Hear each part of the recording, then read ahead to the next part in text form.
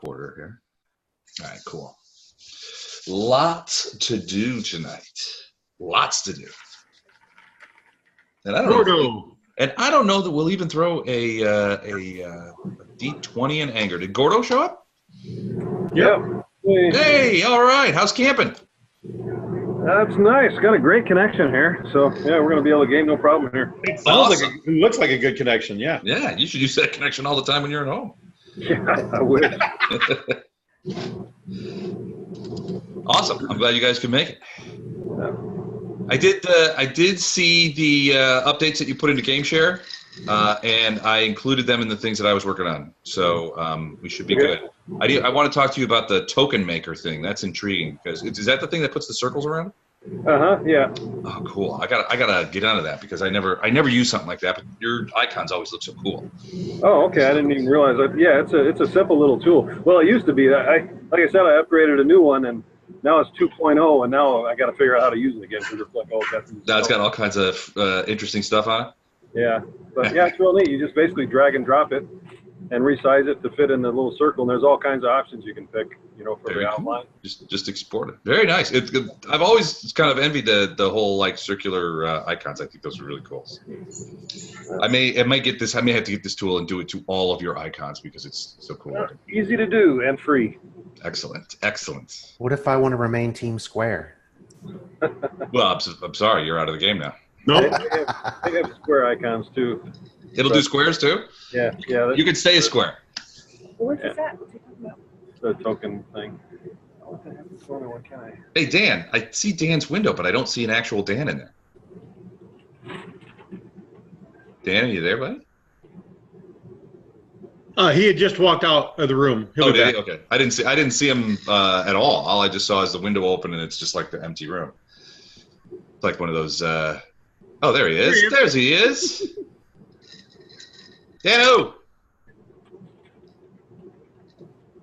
Can't hear you, Dan. We can't hear you if you're talking. Can you hear me now? Yeah. Now we can. There we are. All right. Welcome, Bud. Hello. How's it going? I want to kill something. This might not be the night for that. You might get a chance to kill something. You might not. It depends. There's a lot of things going on. Let's just get out alive. Let's get out alive. Yes, I suppose. All right. Who are we waiting on? We're waiting on Matt and Mike. I like my Saturday night, no makeup, inconspicuous thing. Thank you. Just see Jennifer. She's like way over here. She's like. I like my Sunday no makeup thing all by myself. I'm good. I never wear makeup on Sunday. No. Neither. Bastard. I always wear makeup on Sunday. I look this good right out of the shower. It's true. Now, see, that's why I don't turn the camera on. Sunday night is my makeup night. But you got like Joker makeup on or something in there. Wow. That'd be tough with the beard. You still sporting a beard, Chuck? Yeah, generally speaking, shaving is a pain in the ass. Tell me about it. I got a whole head thing going on here. And then there's your legs too, last immediately. Yeah. All day. Well, I do that for cycling. I want to be aerodynamic. That's one reason why I'm sorry for winter to go away. You have to shave the entire leg now, not just. Well, I've been waxing a lot. Not any place in particular, just random spots. So just to sort of cultivate. Got to manscape. It's important. All right, I sent an email out to Mike and Matt. Those are the ones we're missing, right? So at what point does it go from manscaping to topiary? That's my question. I think when that's a great question. I think when an identifiable Disney or Hanna-Barbera character is visible in the hair, I think that's when you can identify an actual cartoon character. Yep. Or a Disney princess. All right, I'll have to work on the Mulan braid in my chest hair. I've done the Mulan braid, not on my chest hair though.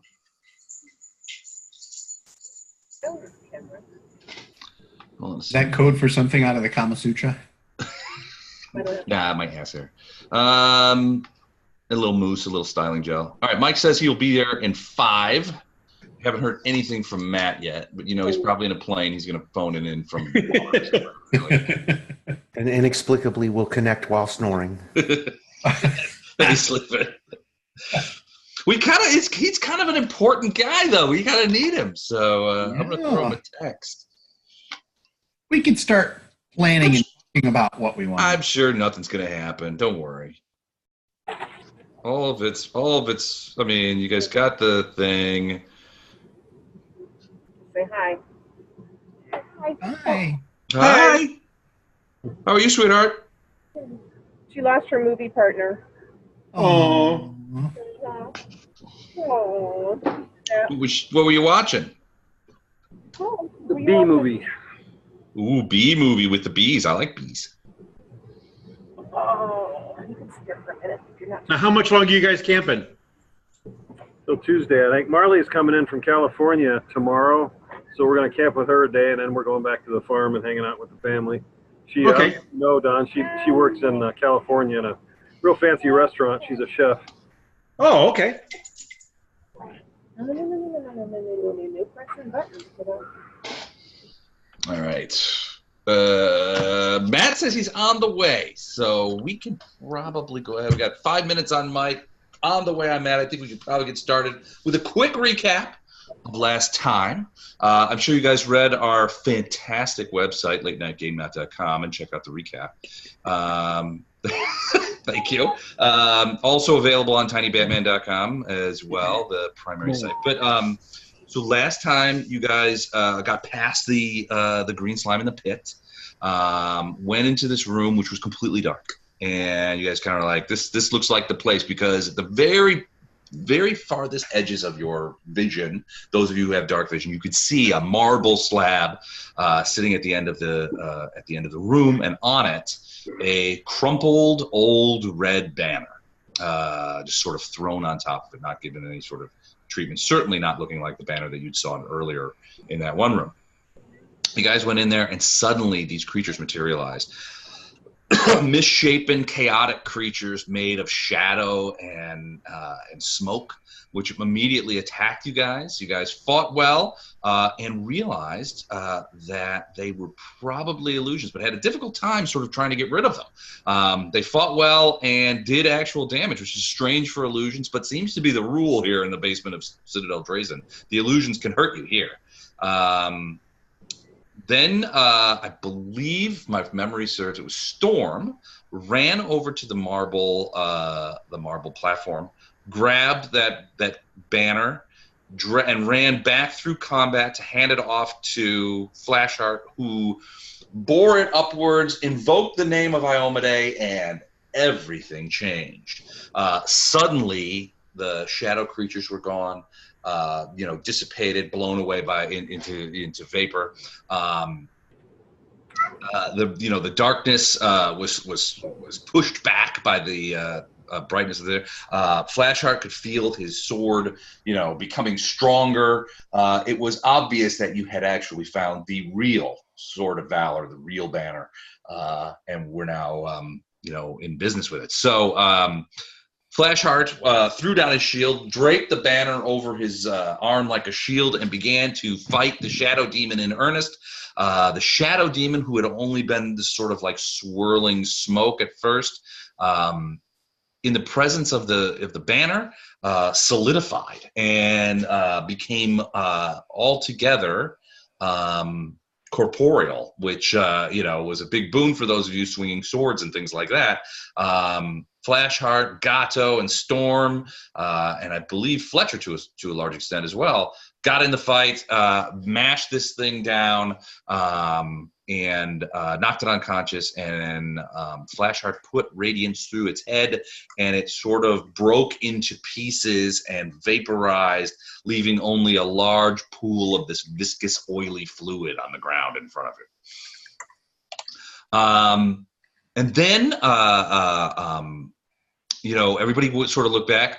Farina was trying to dislodge what she thinks is what looks like a Nihydrian crystal on a pedestal. This purple thing here, a large crystal. She and Otto had destroyed 2 of them already. and was trying to knock over that one when she spotted up on the wall, about 15 feet up, this black crystal, which seemed to be glowing with some sort of light in it. She went up there, and Otto used spider climb to go up the wall as well, and they clawed and bashed at it, trying to destroy it. When Bardos came over and said, hey, don't do that. That could be valuable. It could be related to what we're working on here. See if you can pry it out of there. Farina did so, pulled the gem out and tossed it down to Bardos, who caught it deftly and put it in his pack. And that's where we stopped for the night. So now we start off just moments after that. You can see Bardos putting the material in his pack. Everything is sort of quiet. You can hear in the distance above you some sort of ruckus, but whether it's combat or something you don't know. It's just the sort of a rumbling noise. And you guys know that you're pretty deep underground, so whatever's going on upstairs is supposed to be, it was probably pretty loud. But it's not like there's dust coming out of it. You don't think there's any sort of collapse going to happen. You just hear stuff going on up above. It doesn't feel like there's any sort of, that you guys are in any sort of danger. Hi all. Hey, there's Matt. Hey, buddy. How are you? Good. Welcome.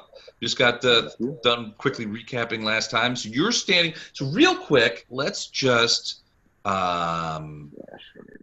let's go. First of all, let's everybody give me a perception check.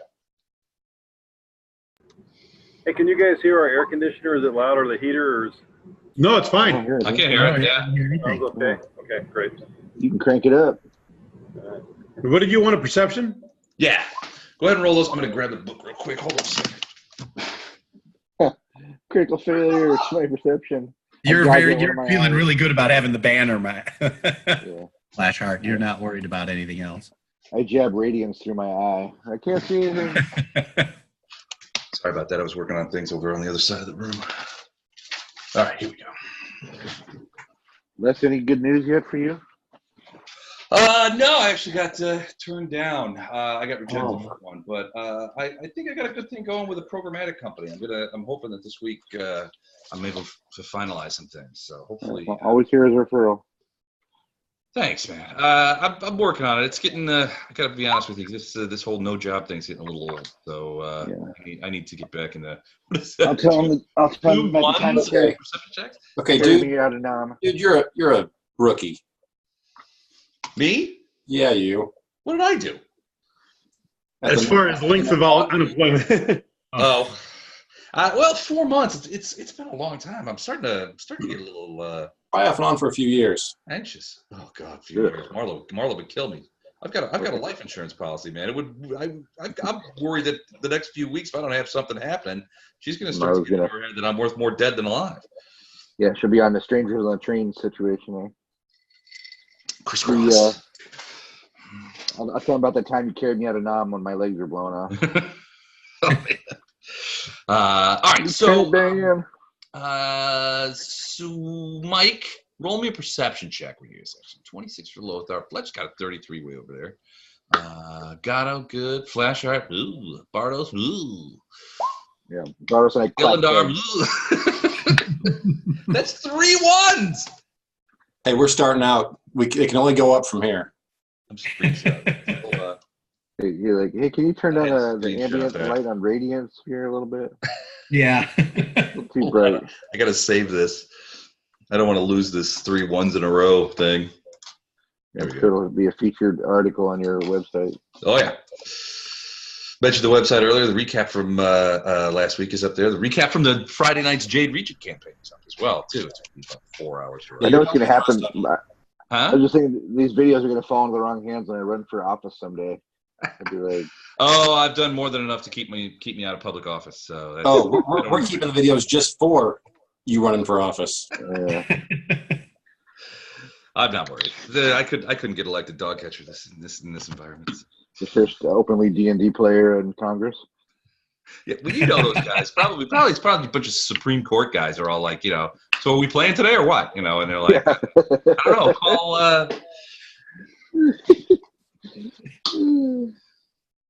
They probably got to go get it. I'm just Clarence Thomas is the DM. That's the scariest. I say he's playing the bard. He's playing the bard. Yeah, but they're all lawyers. They're never going to get out of any encounter. That's true. Yeah, they'll be all they'll argue. They play Pathfinder, so it's like it's rules lawyer heaven. Yeah, that's min-max characters all the way. All right. So so with those fancy perception rolls, so Flashheart, you and Gatto and Fletcher and Lothar, actually, all that whole crew on that other side there, you guys see this basically a big oily kind of like puddle, essentially, sitting sort of right in front of where Flashheart and Gatto are standing. Which is all that's left that you can see of the Shadow Demon. Beyond that, you guys can see, and Lothar is probably the first one to spot it. Or Fletcher and Lothar are like looking beyond Flashheart and Gatto into the pit, and you can see that the web that Bardos left there has been in large part eaten away. And you can see, there's like, when you guys came into the room, the web was sort of like strung across there and sort of a barrier. Now there's big pieces of it are hanging down, and there's like the slime running over the top of it. It's organic material, so that slime is just eaten away. Now it hasn't come out of the pit. It's basically eating the web, but it's eaten a great deal of it, and you can see it sort of hanging down. That's the thing you notice with your perception check. Ilindar, you're still looking at the Farina and the Nihydrian. You're looking at the Nihydrian, and Farina and Otto come down from the wall, and Bardos was over there. You can see the extent of the room. And the weird thing is that's a normal occurrence. They come down from the wall. Yeah, they do. It's just something they do. It's their thing. But you don't know. I mean, you don't notice anything other, else in the room or anything like that. There's a couple of statues in these back corners that you can see now. We just fought like a big shadow demon. That's probably why I'm not seeing anything else, because I'm still like breathing hard on that. Looking over my shoulder, expecting a shadow demon to come. Yeah, and it's just literally moments ago when that shadow demon was gone, so was put away, and you're still kind of a little bit freaked out. That thing was pretty darn tough, and not a pushover in any stretch. But this basement of Dresden has been really tough, and honestly, it's been, this little break has sort of been cathartic, and you guys are sort of feeling like we've got the banner. You guys feel energized by the presence of the banner. You're thinking maybe we've done what we came to do here. So real quick, I'm going to give everybody a quick, we're going to go, I got the initiative rolls here. So we're going to go real quick through there, give everybody an action if they want to do any last sort of thing. And then let's talk about what you guys do next. So Bardos and Fletcher. Hey, real quick. Yeah. I'm testing a new setup here.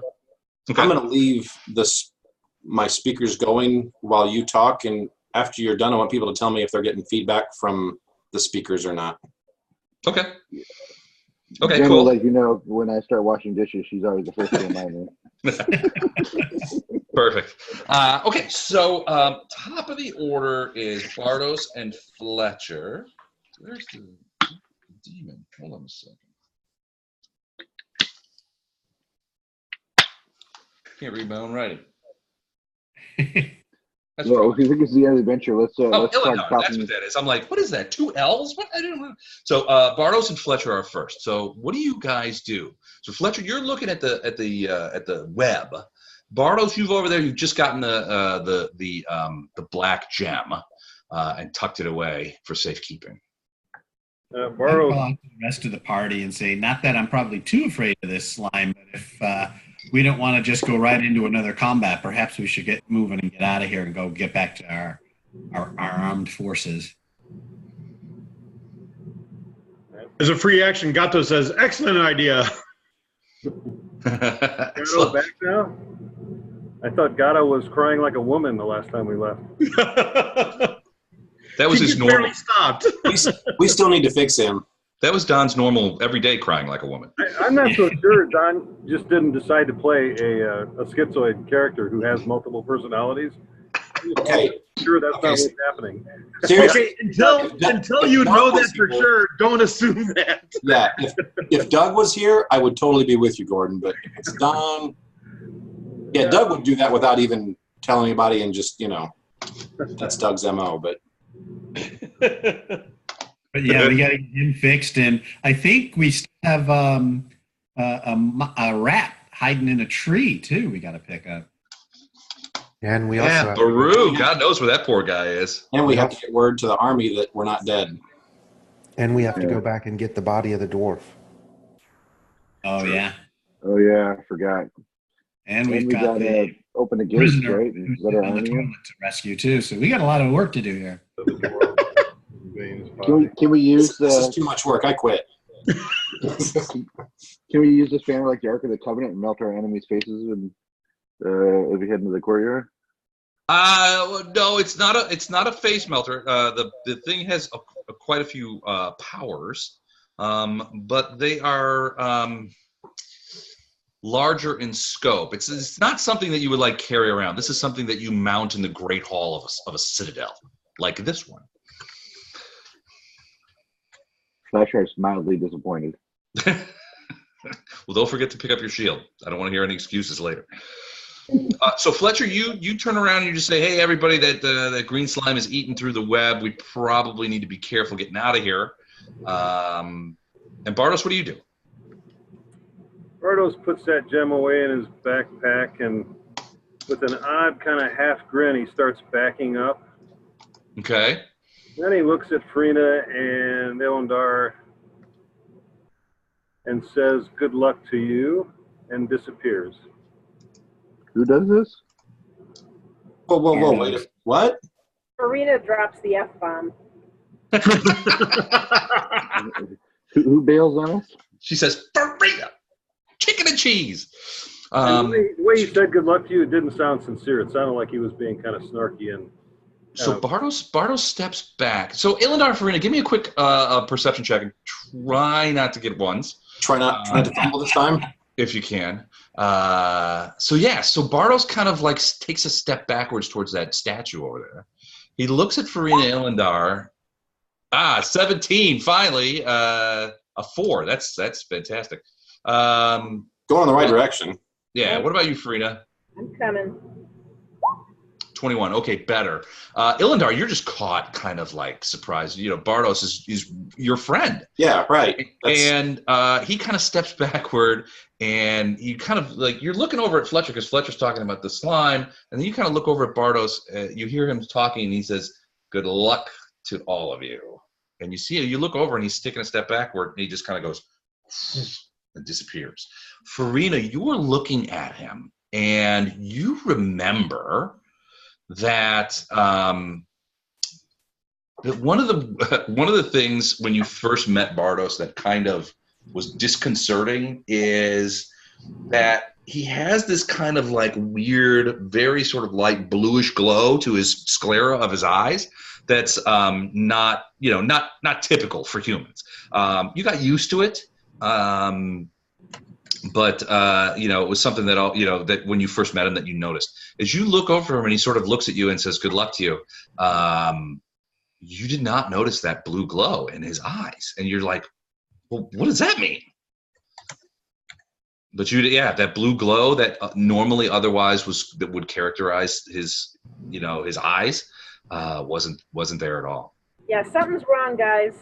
Bardos isn't Bardos, apparently. That blue glow that was in his eyes was not there just now when he looked at me. I think we might Ilnar's going to pick up on that statement. Yeah, we just gave him the gem, and that's probably where his soul is. Bardos' soul. Ilendar, do a spellcraft check or knowledge arcana. Hang on. Knowledge nature wouldn't do anything, would it, Les? No, nothing like knowledge nature would be inappropriate for this. I feel like his beard growth is just too long for the day. 14. Yeah, you're not. I mean, you hear Farina talking about. We just gave him this gem. Your ears perk up when he talks about his eyes. I'm assuming Ilendar, since you and Bardos had traveled together quite a bit, that right. Bardos. I mean, you understood the nature that Bardos was a very different sort of human than any you'd encountered before. Yeah, I know him better than anybody does. Right. So you absolutely and being sort of not a magical creature, but coming from a race of people who use magic as a matter of course, you would recognize that Bardos's magic was very different from the kind that you're used to.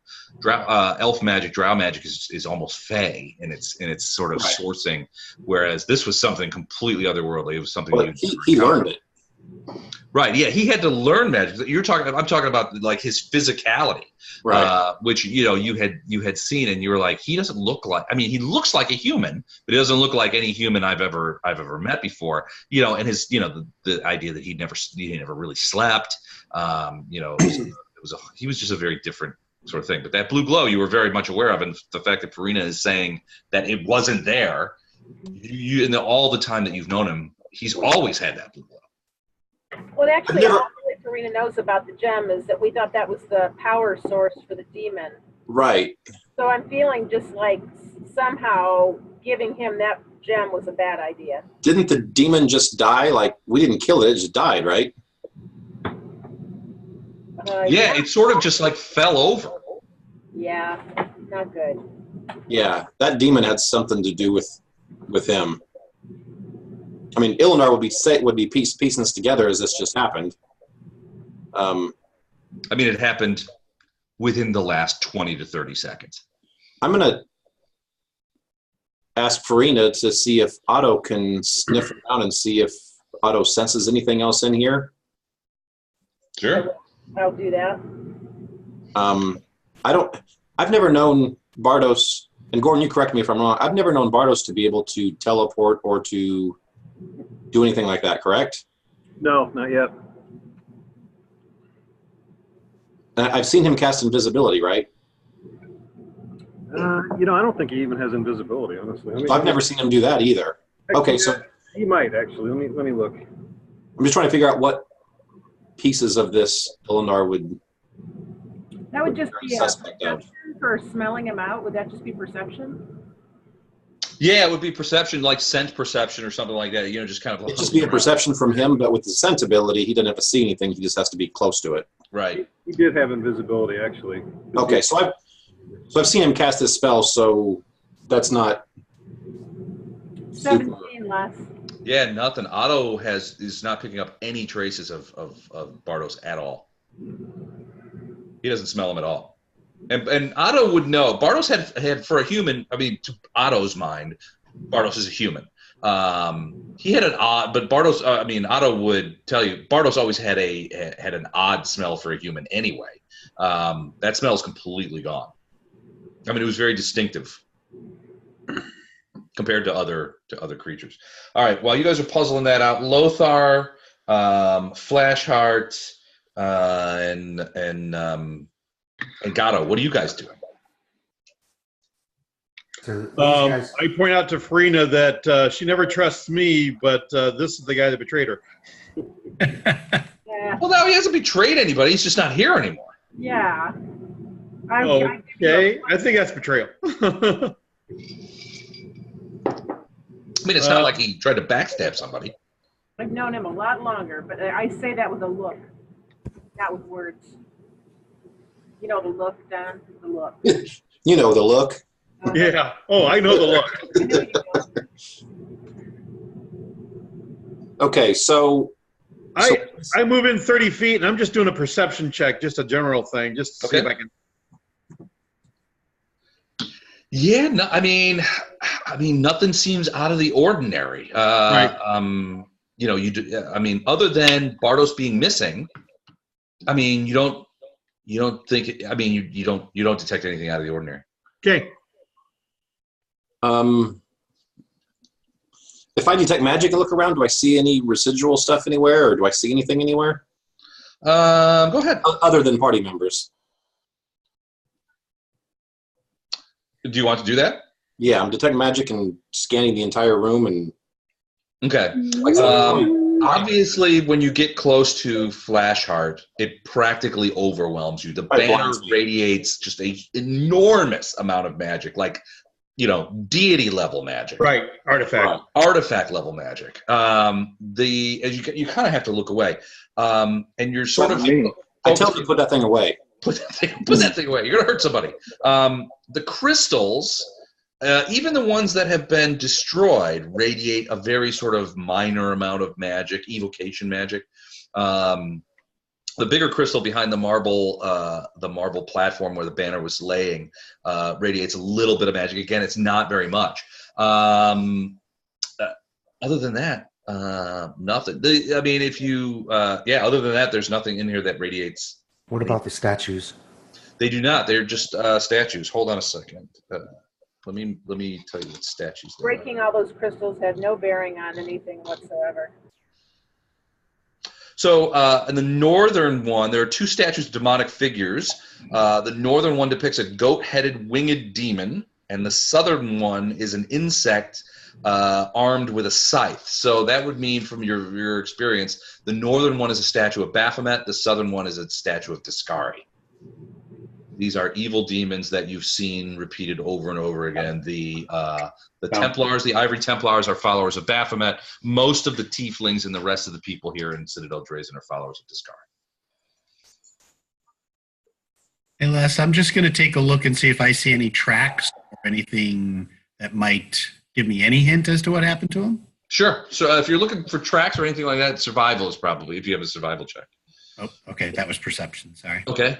Found. Survival is only +5. Okay. Not going to be as good. I don't know. Maybe you can do better than a 4 on this roll. Hey, you did. I'm curious as to what that roll is. Yeah, so Fletcher, you kind of look around. You don't see any tracks. As far as you could tell, Bardos disappeared without a trace. Farina, what was that 32 for? Is that Otto sniffing around? Yeah, that's survival on Farina, actually. Oh, okay. So you're looking for tracks and any sort of spore. You do find tracks from a variety of people, mostly your own guys. You disappeared. I'm looking to see if he disappeared or if he went invisible and kept walking. Okay, so you're gonna go over there and sort of look at where Bardos was standing when he disappeared. Yeah. Okay, so you go over there, you check it out. You can see with a 32. You could see the tracks, the marks of his feet leading over to that point. But from that point, no tracks go in any other direction. Whatever he did it from there and didn't walk away. Yeah, he's gone, guys. He is not here. MIA. So, but what? You should leave as well. Sort of idea what the motivation would be, like if he's been taken by another entity. What could be his purpose? To get something out of here? His last purpose was to get his hands on that crystal that we thought might house the power of the demon. And once he got that, he disappeared. So, like a phylactery. Farina, do a quick sense motive, would you? Okay. A retroactive sense motive. This isn't going to be pretty. By the way, nobody look at Facebook because your friends and family will try to ruin Games of Thrones for you. Yeah. It's like 30 or 40 posts already in the last 20 minutes. What? On Game of Thrones posts. Oh, Game of Thrones? Don't look at Facebook because Spoiler alert. Will try to ruin You can't even wait and watch the whole season. You got to watch it. Otherwise, everyone's talking about it at work. Exactly. Marla and I, this last couple of days, just went through went and rewatched all of season 7 just to get our heads back in the game. Do you realize it's been over 500 days since the season finale of season 7? How could they do that? I can't believe it. It didn't even feel that long. Hasn't it been something like 5 years since the last book? Yeah, way longer. It's longer been more than 10 years. They're making movies beyond what the books were written, so that's magic in itself. Yeah. Of course, between books 3 and 4 was 11 years too. Was it really? Yeah, he's not known for being speedy. He better be known. He gets kind of pissy if anyone says "hurry up" too. Who's read the books? Have you guys all read them? Yeah, I have. I have not. Are they well written? Yes. There's If you think the show has too many characters, the books will pale in comparison. Like, No, it's well written, and it's an extremely fleshed out world. Yeah. And I mean, they've done a good job in the shows, but as with most things, I like the books better. Yeah. He's got this superhero world too that he writes about, and it's got a game based on the whole Aces, thing. right, or whatever. Yeah, right. So I think he's way into that too. He just put a book out on that a little bit ago, so he's got a lot in the fire. The Weird Al Yankovic song is the best. The one from the Emmys where they're like, "Type faster, George. Type faster." I was gonna say, at this point, I'm surprised that a group of fans hasn't kidnapped him, put him in a basement with a typewriter, and forced him. That's how they get book 4 finished. Yeah, exactly. From what I understand, he writes his books on a WebGap computer, an old computer, and it's never been connected to the internet, so that nobody can get them. But it's like DOS, so this thing is slower than death. Wow. Oh my God. But It's not slower than death because there's nothing hogging it up except for the word count. I'll say in his defense, that is the best security you can have. Yeah. But he also writes bricks. He's probably spends half his time reading and figuring out where he left off. All right. Anyway, Farina, your retroactive sense motive check, not super good. So, honestly, you do recall that Bardos seemed anxious is too strong a word. He did want to grab that gem. He wanted to look at it, but it seemed perfectly legitimate to you at the time. And frankly, even now, it seems perfectly legitimate. Yeah, he's our smart guy. So yeah, you don't remember what exactly he said, but it seemed. I mean, there was no reason for you to I remember we were going to destroy it, and he said no. Yeah, he was like, let's take a look at it. Let's examine it. It might be, it might help us. Right. I'm gonna guess phylactery or something. Something to that effect. I'd agree with that. Something. Does anybody have knowledge planes? I do. Or knowledge demons? I have knowledge planes. Hey, Bardos, can you do Bardos, roll that for us. But now wait a second. Lothar has knowledge planes. Let's see what Lothar can do here. I know exactly what's going on. That's good. Yeah, Bardos seems clued in. 23. Okay, so you hear these guys talking about phylacteries and stuff, but you're like, it's not a phylactery, but it's something similar. Look, shadow demons, and you saw this shadow demon, and it seemed a perfectly good shadow demon in its own right. It did not seem to you to give off any indications of lichdom. Shadow demons don't need phylacteries. All right, I wasn't sure. I mean, it's a very specific sort of thing. Lothar, I don't know if you would tell everybody that, but yeah, you're unconvinced that that black gem, whatever it was, you don't think it was phylactery. Yeah, I'll let them know that the phylactery are generally only associated with undead, and the demon didn't seem to be a lich or anything of that nature. He definitely wasn't undead. I had a pretty good guess on what it is, but my character would not. All right, so I mean, what do you guys do now? Other than, you guys spent a couple of rounds kind of like, looking around and, for Bardos, calling Ali Oxen free and Marco, waiting to see if he comes back with Polo. But nothing. For all intents and purposes, as far as you can tell, Bardos is gone. So that's what I'm going to do. I'm going to ask Farina if she's absolutely certain that he's not here. Otto said no. And I believe that she's already said she's absolutely certain. 100%. So at that point, I think we need to get out of this room and away from the slime. I think And we'll backtrack so that we can sort of check off the other things we're doing and try and figure out how to get Bardos back. Okay. All right. I think we get to a safe place. A little bit later, yeah. I agree with that. Plus, at this point, we don't know what's going on topside, so... Yes, we've got urgent things to do up top, too. So besides Bardos, who can throw heals? I can throw minimal heals. Bardos can't throw heals. I thought Bardos was... I'm sorry. Bardos was the guy who always made you enlarged or made you stronger. He was your buffer. Yeah, the other thing that I'm thinking sort of longer term is if we get to the surface or we get to the top and we're sort of in an okay position, if I can get the bird to go pick up the rat, I can speak with it and see if it knows what happened to Bardos or where he's gone, because they're connected. Oh, right. If we get up there, why don't you do that? And I'm going to send Storm back to the army to let them know. Because Storm can actually talk with them. Right, but that's kind of longer term because we've got a couple, like I said, we got to go back and get the body of the dwarf. Actually, once we get to the dwarf, we're on that level. No, with that, all I need is a window to get well, that's true. Storm out of, and she can take off. I was thinking that was one level down from top. So at any rate, we need to go back and do all of that and then try to find Vardos sort of along the way or as we can. Yeah. Okay, so what are you guys going to do?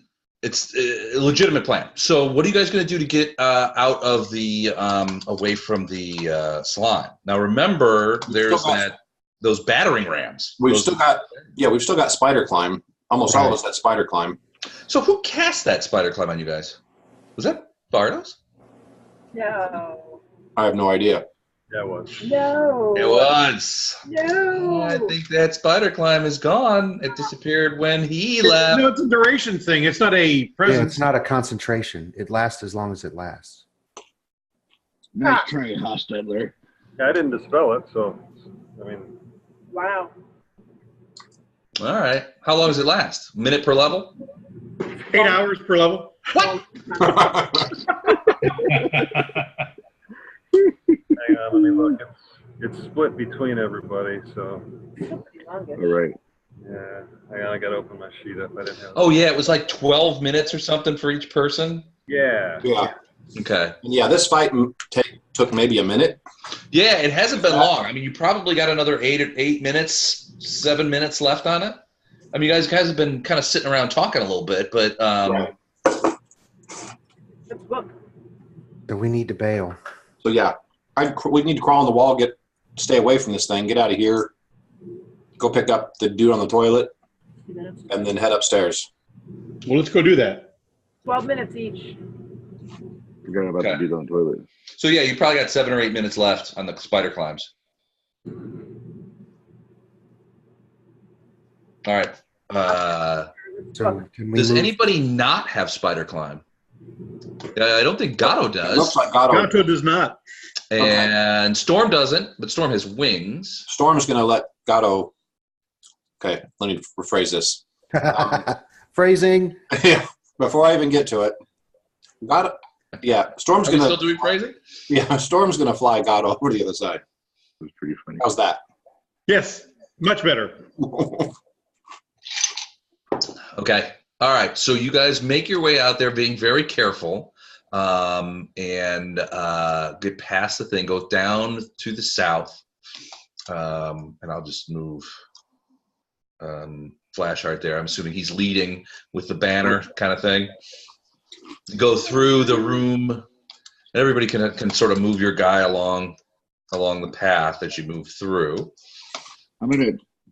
When I'm held this banner, do I feel any additional connection to Iomade? I mean, you mean like is she talking to you like, ooh, Flashheart, you're so cute. You're my favorite of all my worshipers. This is like her cell phone. It's her cell phone. No, I mean, you feel infused with the power of Iomade. I mean, it's like, this is a genuine artifact of your deity. Anybody else lost roll 20? I can't get back in. Hey, Les. I can't either. So. I can't move my icons on. I've lost roll 20. Okay. Mine still works. Do you want me to move you? Sure. Yeah. Okay. Yeah. I'll close it and try to get back in. I don't know what happened there. All right. A second ago. Can you try moving it now? Can you see it now? It might be because I logged her in on her own screen, Les. So she might not have permissions for it. Although I'm not able to do it either on mine. I can make a point, a circle in space, but I cannot move her or them. Let me check it here.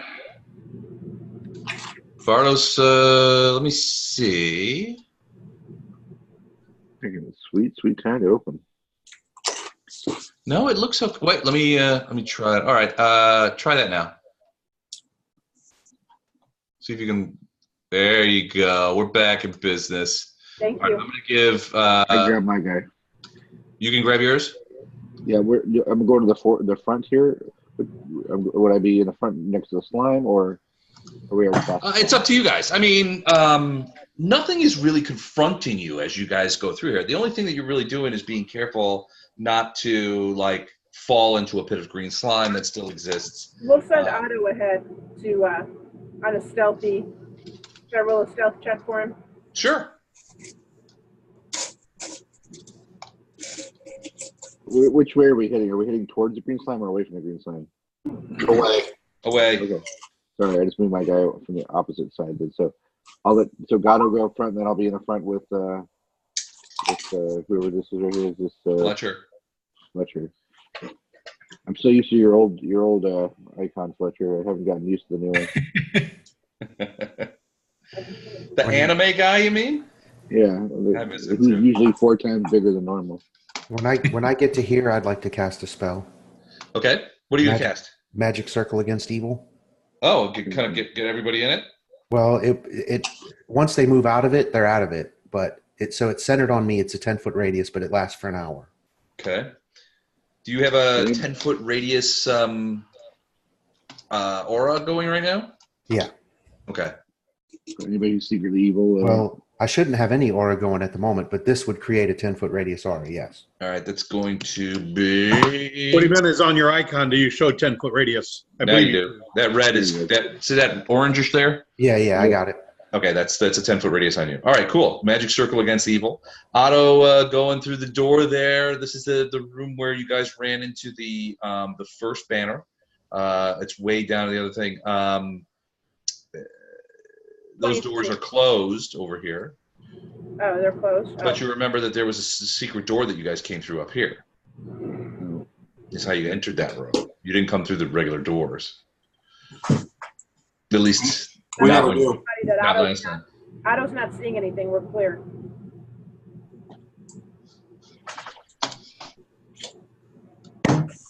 Look up there. That's a big bug room.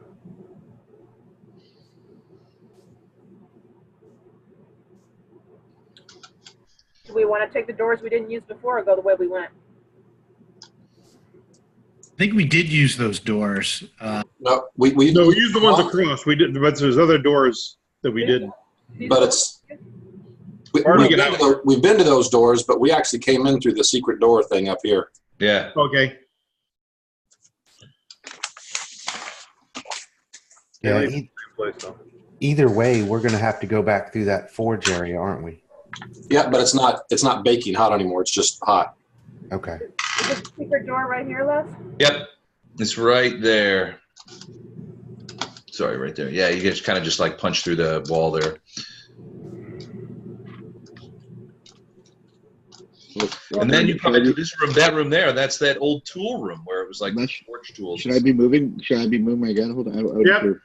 Yeah, everybody move your stuff. If we're not in turn order, so okay. I can't see the bird anymore because I'm moving 3 characters and all the light left. All right, hold on. If you group them together, you can put a big square around them and then move them all at one time.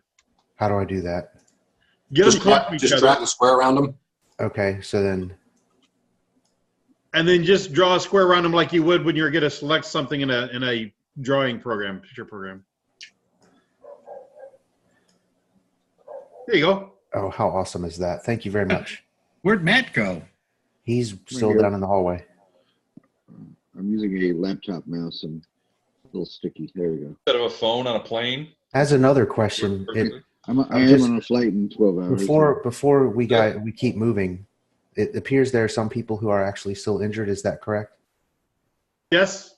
Okay. Not much, but yes. So Flash arts. 9 points to everybody, and I'll wait until everybody was in the area to do it. Oh, thank you, sir. Very kind. Exactly what I needed. Thank you very much.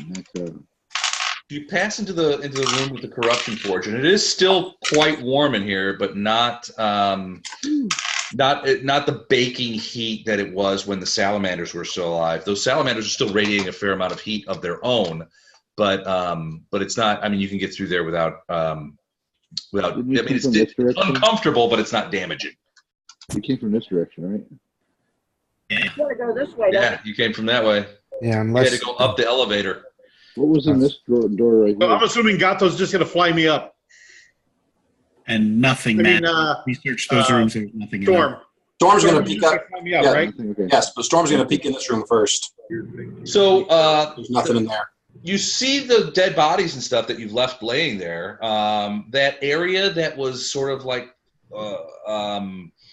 some sort of weird rift or possible portal. Right. It has mellowed out. I mean, before when you saw it, it had that thing where it was sort of falling into itself, a little bit black hole like. It wasn't open, but it looked like it was like close. It was close. Now it seems, I mean, it's still, the ground is still warped and that kind of stuff, but it's not doing that thing where it's pulling itself in. It seems to have either exhausted itself or whatever was generating the magic isn't doing it anymore. So, Kill that spellcaster? Yeah. Yeah, We killed never her. did go this way. Right. So the idea was to I get think it was a dead end, wasn't it? I thought it was a dead end. There's a door down that way, but we want to get out, actually. Yeah. Once we own the castle, we'll come back and search everything. Are Yeah. you spider climbing? He's spider climbing. I'm following Lothar. And you yeah, guys don't need that unless you guys want to wait to do the elevator just because it's cool. No, not really. We want to hear the elevator music again. yeah. Hey, Don. Yeah. Storm's staying close to Gatto to help him Okay. get from place to place. And just because this is an evil place, the elevator music is Muzak Metallica. Yep. Wherever I may roam. All right, so yeah, you guys get all the way out here. You're back in this like prison area with the dead guys and stuff like that. You haven't been challenged. You haven't seen any living creatures, and you sort of are. You get to those first set of stairs, and everything's sort of back where it was. So we head back upstairs. Okay. Uno momento. Por favor. Yeah, this is the office of the dwarves, right? Yep. Okay. You gonna drop us in there? Oh yeah, okay. You head back up the stairs, and there you are again. Hold on, let me make sure that. Well, he's not So we there. need to pick up the body. Yeah. Yeah, we hid the body. Yeah, because we were going to present that to the dwarves. Remember, the body's all trussed up too. It's inside this office. It's in a storage room in that It's in a office. storage room inside the office. Yeah. Right. And it was tied hand to foot just in case he came back to life because he had that ability. Okay. So you guys go back out there, and it's basically in many ways. Wait a minute. Where did toilet sitting guy go? Oh, he's not there. Hold on. I'll Is get that him. that toilet sitting guy? Do you really want Toilet City Guy anymore? No, but he's my charge, and I can't leave him behind. Oh my goodness. Hello, lawful good cleric. There we go. First to die is back in business. Perfect. FTD. All right, so you guys come up here, and it's in a large part very much the way you left it. There does seem to be some indication that there have been some people up here wandering around, but you don't. Boss. Yeah, you don't see any people here. Right. Flashheart, give me a perception check when you get a moment. How come Farina's got the beautiful blue circle around her? I don't know. Angel thing. Look on your sheet. Is that the one that's supposed to be around Lothar? Lothar is gone now. That's what I was asking. Oh yeah, there we go. That's the stuff. All right, Hey. so Flashheart, you would notice that the papers that were on Staunton Bane's desk here are now are gone. Great. What I were thought the we grabbed all that papers? stuff. Yeah, I thought we He saw grabbed it. several of them. The other stuff looks like it's been the stuff that you guys left, which did not seem to be overly Important. Basically, it looks like someone else rifled this desk and took. Because we went through there when we were up here Yeah. and grabbed everything we thought, because there was like troop movements and all kinds of plans and stuff like that. Yep. So we definitely grabbed all that. If I say angel protective air aura, does that mean anything to anybody? No.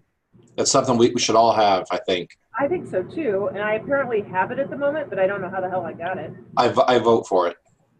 Angel protective aura. That's what I have. Maybe Sounds made up. picked We're that talking up. about in D&D or in real life. It's on the laptop, but she probably just accidentally, or I did accidentally added it. Here, let me delete it. I didn't have a blue circle 2 seconds ago. Yeah, I took that off. Maybe it's really an angel.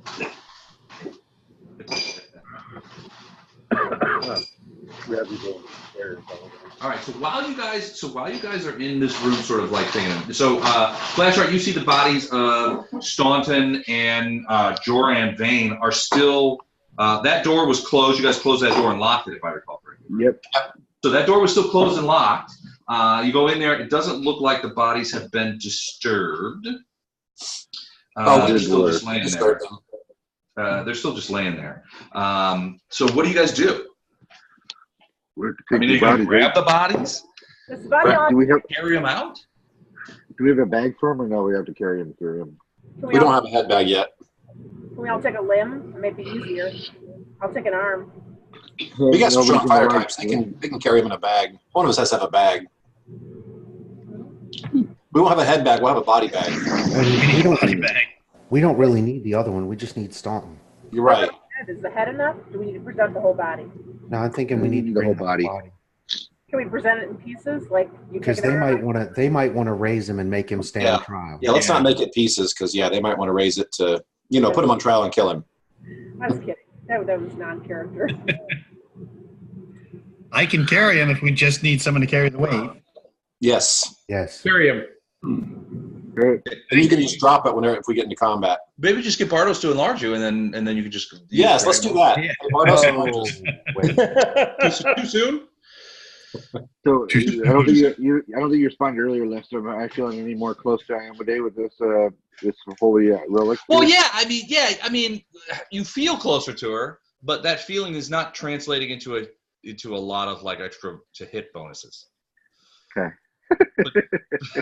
If that's what you're getting at. No, I mean you're in physical contact with an actual. I mean, this is a banner that history says was actually born by your deity in battle before she became before and after she became a deity.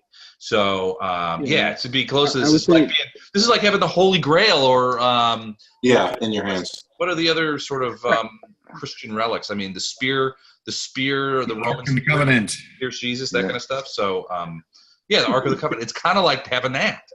That's what I'm saying. Like normally, I think everybody in the party would know that Flashheart's a little laid back, but this is making him feel the zealotry here. He's got the great zeal in his eyes. Lexi, I can still see you. Just the top of her head. The top of your head. Hey, are you guys picking up background noise from me, by the way? I see more of her. Are we doing what? Are you getting background noise from me? Nope. Nope. Okay. All right, There's a big storm here, so it's kind of loud in my room. No, we don't have a thing. When Gato turns into Linnea, it sounds kind of like her. So you guys are going to carry Staunton's body out? Yeah. Okay, so just lug it. All right. Cool. If we get into combat, he'll just drop it. Where do you guys go? Off a cliff. Off the battlements. Accidentally killed him. I might as well get stuck carrying the body. Need to listen on these doors, see if there's anything on the other side of them. Okay, which doors are you talking about? Show me. Those? So you give me a perception check. Whoa. Man, you are really rocking out with those perception checks, my man. How about a 17? 17's better. Storm, I don't know what she's got like a banana in her ear or something. Ilindar, you Gato even better. Doesn't mind. Gato. So Ilindar, you listen to the door and you're like, it's good to go. Gato, I think I hear something. Gato, come over here. And Gato's like, yeah, that's people. Yeah. I hear people. It's not loud, but you do hear, people in there. What kind of people? What kind of language? Curious people as to why they haven't gotten any commands lately. Yeah. I say we send a Storm, Fletcher, and Flashheart sandwich out there. Oh, yeah. I think so, too. Okay. Sandwich. Okay. All right. Do it. Where are we at? Everything. Just out of curiosity, because it worked last time, Uh-huh. do you want me to follow in behind them so that if it's just a group of tieflings, I can try to use a diplomacy check and get them to abandon their post? Sure. As long as you got the bodyguards in front, I'm good with that. Yeah. Oh, no, I'm not going out in the front. That's insanity. Which door are we going through right here? Yeah. I'm a squishy cleric. No, thank you. Why don't you let Storm go out first, flanked by Flashheart and Fletcher, since you guys are better at killing and Storm's better at not getting hit. Somebody put Fletcher in a Holocaust cloak. Let's get this done. All right. So what do? You just kick the doors open? We can actually open them. Oh, okay. So you just like slowly open them. All right. So what you see is sort of not what you would expect it to see. What you see is a group of humans and tieflings in sort of soldiers' garb, and they look like they have they have their weapons on them, but they all have packs, and they're sort of moving they're kind of moving through the room very swiftly, headed north. They look over and they see that door come over, and they have a startled look on their face, and then they say to you, "Bite me." You guys can munch my dog leg. They say to you, "Hey, if you guys are leaving, you should come with us. We know the way out. Come on." What's the rendezvous point? What's the rendezvous point? We're getting the heck out of here. What do you? And then his eyes kind of widen. He goes, "Oh, you guys are the invaders. Come on, we gotta get out of here." He's like scuttling this way. It was worth a try. I say let him go. Yeah, I'm the same boat.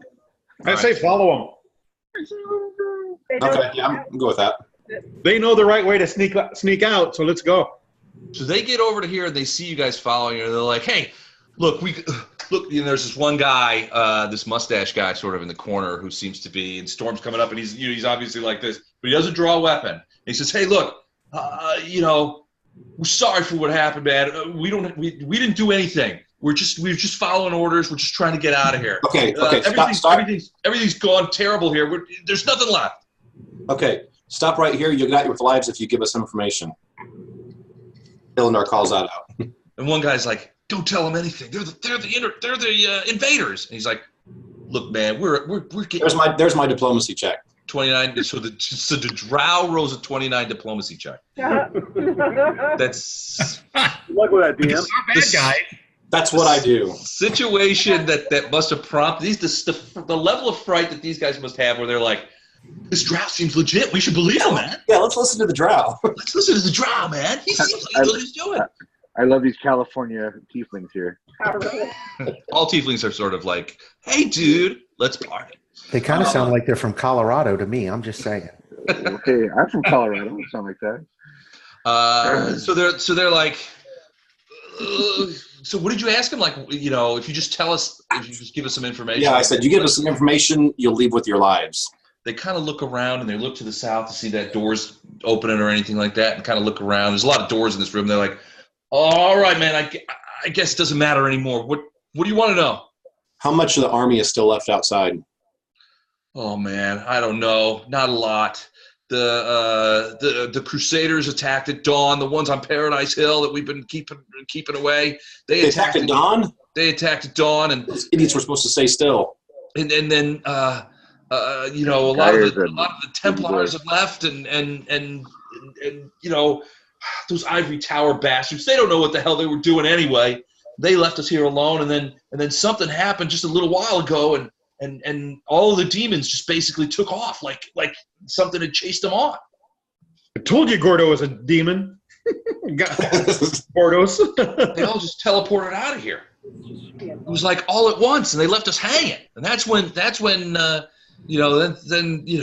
things really. I mean, that's when the Crusaders came across the bridge, and it's been a slaughter outside. There's nothing left. There's nothing left. Okay, I've heard what I need to hear. Anybody else got any questions? No. I don't think I'm sending Storm to tell them that we're alive and they don't have to, come in because they already disobeyed and came in anyway. So, Les, are these guys truly evil, or are they sort of neutral evil, or like, how do we feel about it? We're lawful good characters. So. If we get to the top, can we present the banner in a way where it aids our people? We possess it? I mean, I know we're in the castle, but we possess it. Yeah, so there are certain effects. Now, Flashheart could probably do like a knowledge religion of some sort. That's what I'm kind of asking, yeah. To get an inkling of how best to use the banner. Hold on, everyone. But had a great idea. But to answer your question, yeah, they're evil. They've been working with demons. They're human or tieflings, really. They've been working with demons. They worship demons. They're bad guys. Hold on. But they seem genuinely frightened now. Knowledge religion. Oh, Jesus.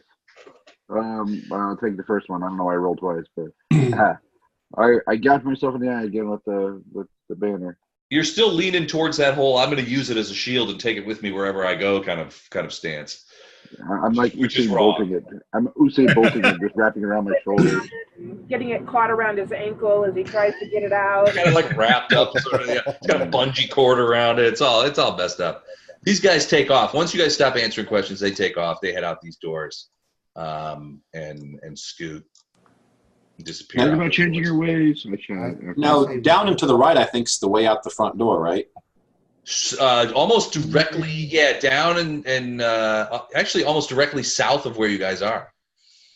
So that door, you think that those guys came from that direction. You think they came from this door here. The way they went, they're going up to the top. Or some secret passage out the back door. Or some secret passage out the back door. It's clean. We did leave one person in a storage room. I thought we grabbed him. No, that was in the tower. He means the tower. Yeah, that dude's still a alive. live person. He'll be all right. Yeah, I mean, you weren't with us. We're not rescuing him or anything. So, all right, this room is still filled with rubble. Yeah, there's no one else in it. Are these doors open? Or any of these doors open? They're closed. Is that where we came from? No, this isn't the way we came, but the way we came in the back of the castle, we're now heading towards, I don't know where we're at, but I know we're heading towards the front of the castle. Well, maybe we want to do a front door. Ha-ha! Can you get that banner thing under control, Flash Art? Yeah, probably. Give him a Yeah, that would be quite the dramatic, kick open the front doors and come out with the banner. As long as he stops, as he's currently wearing it like a sumo rag, if you would just bring that thing up somehow, it'd be okay. Yeah, I'm doing like Olympians do. I'm just gold medaling a flag around my shoulder here. They got less. All right, so Otto's going down there. I think we're all going down towards those towards these doors. I'm assuming. We have a Bardos that we're going to have to. Can we do a location spell? Otto hears. Not probably today, but we might have some of that tomorrow. Yeah, there might be some in the army who might be able to do it too, but we can ask. Les, I'm rolling a perception just to see what Otto hears at the door. Okay. 20? Yeah. Okay, so Otto hears. Gatto, you going to roll perception too, and also a 20? So you would. So Gatto and Otto are standing next to the doors listening, and you hear Gatto go, "Do you hear that?" And Otto kind of looks up and was like, "I'm a cat." But both of them hear what sound to be hushed voices, like hoarse voices, like, "What are you? I think I can hear something. No, get over there. Stop it. What are you doing?" Definitely pick open the doors. Come on. I'm going to put through and Storm up do your front. thing. I will have radiance out and banner in hand and strike an imposing figure that we blow through the doors. You don't have a choice. You have to do it. All right, so who's kicking the door open? I will.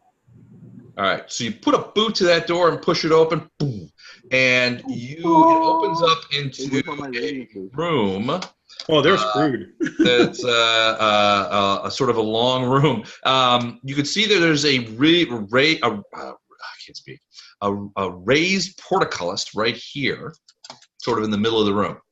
And it's cranked up, and you can see the cranking mechanism, which is sort of over here by this dude right over here.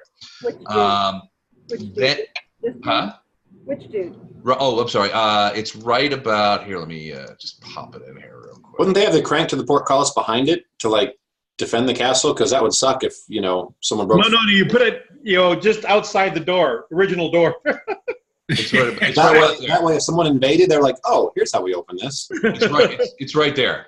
That's Okay. where it is? Okay, yeah. So where that yellow thing is. So these guys sort of like, they weren't expecting this. So they're all facing towards these doors. And they've got bows out there. They look to be like archers, and you're reminded of some of the archers that were on the outside balconies, the siege balconies, I called them in the thing, where they had catapults and stuff. But these guys are human and tiefling. They just sort of like turn around and they're like, "Whoa, where'd you guys come from?" Hey, wow, I'm flashing. Drop your weapons, and you will survive this encounter. I'll be like, the castle is taken. Surrender and leave with your lives. And you hear them start yelling, and they're like, "You guys drop your weapons! Come on, drop them, or we'll shoot! Yeah, we'll shoot you!" Well, and they, drop those weapons. They sound like cops doing a home invasion. Like bad cop show. As a free action, drop those things. And they're all pointing, and you can see them. They're like sort of pointing and going back and forth. And Fletcher, show them who we have. They don't know who to shoot. And yeah, Fletcher comes in. Have him hoist up the body. He's got the headless body. Ha! Look at this dwarf we've got. And they're like, "We're not hungry. This is business." They look frightened. They keep looking back at the other doors, even though you guys are busting in. They look frightened. They're like, "You got to surrender. You surrender." Okay. Can I use a diplomacy roll here? I'm like, capital's taken. I'll help. Vane is dead. Or what's his name? Vane is dead. And okay, I can't perceive for Jack, but I can talk my way out of anything today. Yeah, you can. I'm trying to diplomacy roll here. 1 second. I think my diplomacy is 12. Let's see, double check. All right, Ilindar is aiding you, so you get a +2 on addition to whatever you roll. Okay, 1 second. No. 1 more. 1 back. 17. All right. What do you say to these guys? I would say that what's his name? Rhaegar? What was the Vane? Something Vane is dead. The castle has fallen. Drop your weapons down and leave with your lives. And with me aiding, I kind of throw from behind there. Otherwise, and then Ilindar like shrugs his shoulder or drops his shoulders as he says it. The dragon will come after you. Less as an aside, as a free action, I'll talk to the banner right now. Like, hey, this would be a cool time for you to do something. There's not face melting here. Like, it's something intimidating. That's not how flags work. All right, so you're like, so you basically say, look, you throw down your weapons and you'll live. If not, you guys are toast. Yeah, you're surrounded on both sides.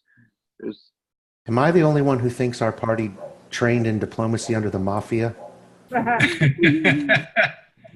hate to see anything happen to you. Some nice lives you got going on there. I'd hate to see them ruined. To be honest, or in my defense, I'm a drow, so. Okay, that is my diplomacy. That's kind of the mafia. My diplomacy is just knocking an arrow in my bow.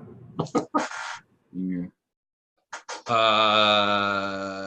Okay, so let me. So I'm gonna roll. I will look. I'll keep talking. Is this right here? Is this open? Like, can I reach them if I charged? Yeah, it's open. They're nowhere near the thing. They honestly, they were looking to go forward, or they were considering. They were going to guard the door when it opened.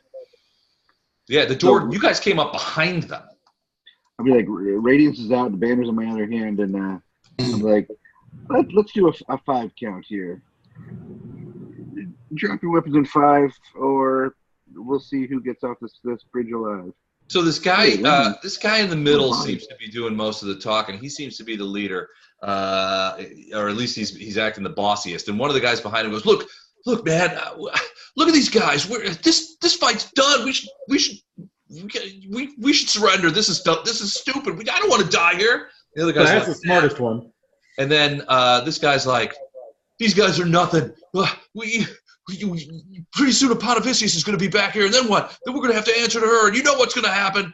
We can't surrender." He's like, I'll kill all of them myself if I have to." And this guy sort of turns around and looks at him, and he goes, Are you out of your mind? And this guy back here who hasn't said anything just goes right up to the back of his head. He's got his arrow, and he just is like, shook. And this guy falls to the ground, arrow sticking right out of the back of his head. And the other guys are like, the other guys look around, and he's like, and this guy back here who's they're like, let's get him. Like the quietest, kind of like meanest looking one. He throws down his bow and takes off his quiver as he's like, I hope you meant what you said about it. I will sheathe radiance now and say, I am a paladin. You have my word. All right, and then the rest of them will throw down their weapons as well. All right. I will ask him to come over here by storm, and then so we can march over to the front gates here. These are the gates, right? The drawbridge. No, that's just another set of doors, as far as you know. Oh, great. We'll ask them how close we are to the getting out of the castle. It depends on if you want to go out of the castle or not. Frankly, it's the safest place in here. Safe for who? The dretches and the tieflings are getting butchered outside by those bastards from Paradise Hill. Those Kenebrans. Okay.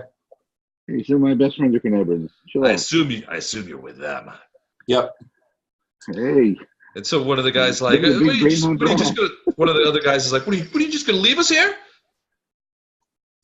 Some of your brave cohorts just took off running north of here. I'll follow them and find a way out. Okay. We'll let them file past us, and this Gatto and Illandar want to move up here. We'll let them file past us and go join their fleeing comrades. You hear one of them very slowly under his breath go, whoop, whoop, whoop, whoopee, and they take off. They don't need to be told twice. They grab their weapons back up, and without trying to seem too like they're going to put a video, and they take off at a double step. They're just like, we're out of here. All right. So what's beyond these doors? Can I see through these doors, or how are they closed? They're closed. They're like a I'm going to search this body. Well, he's got a bow and arrow. It doesn't seem to be too thing. He's got a pouch with some silver in it, about 25 silver pieces. Doesn't he's got a small dagger. Nothing masterwork, nothing magical. And one free extra arrow sticking out of his head. And one arrow sticking out of the back of his head. Yeah. All right. Here's nothing. Arrow of doofus slaying. All right. Okay. I'm going to open this door. All right.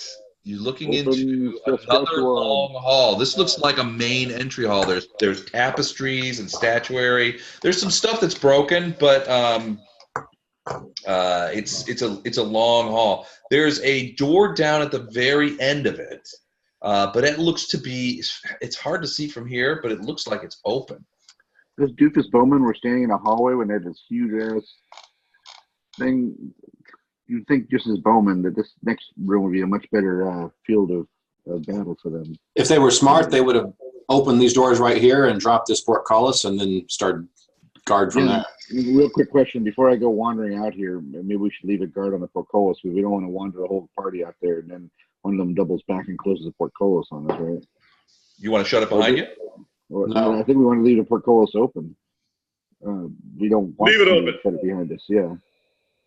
You know where the mechanism is. If you have to retreat back into the Citadel, you retreat through here and drop the portcullis pretty quickly. Right, we want to leave it open. Yeah, well, I can pull it agree open. completely. I'm just saying that if we get down here and we find a bunch of retreating Gretches coming right at us, we might want to head back in here. Okay. So you'd like to have one of us stay back and guard the mechanism? Yeah, I say Actually, two, maybe. Actually, I'll lean back to Gatto and say, can you rig this so it can't be easily... Yeah, that might be a good idea. Basically, it's a disable trap, but it's just the opposite. You want me to jam it, basically? Jam it, yes. Can you do that? Yes, I can. Right. I'll tell you exactly what I need to do that. I'm not sure where you're at. They're worried about the right here. Gretch, you want to come up here? Storm? Yeah, if you start heading out, say, hang on, let them jam this, and then we're all going to come up. Okay, cool. Let's do it Reservoir Dog style, too. Single file, side by side. Serpentine. Whatever you say, Mr. Pink. I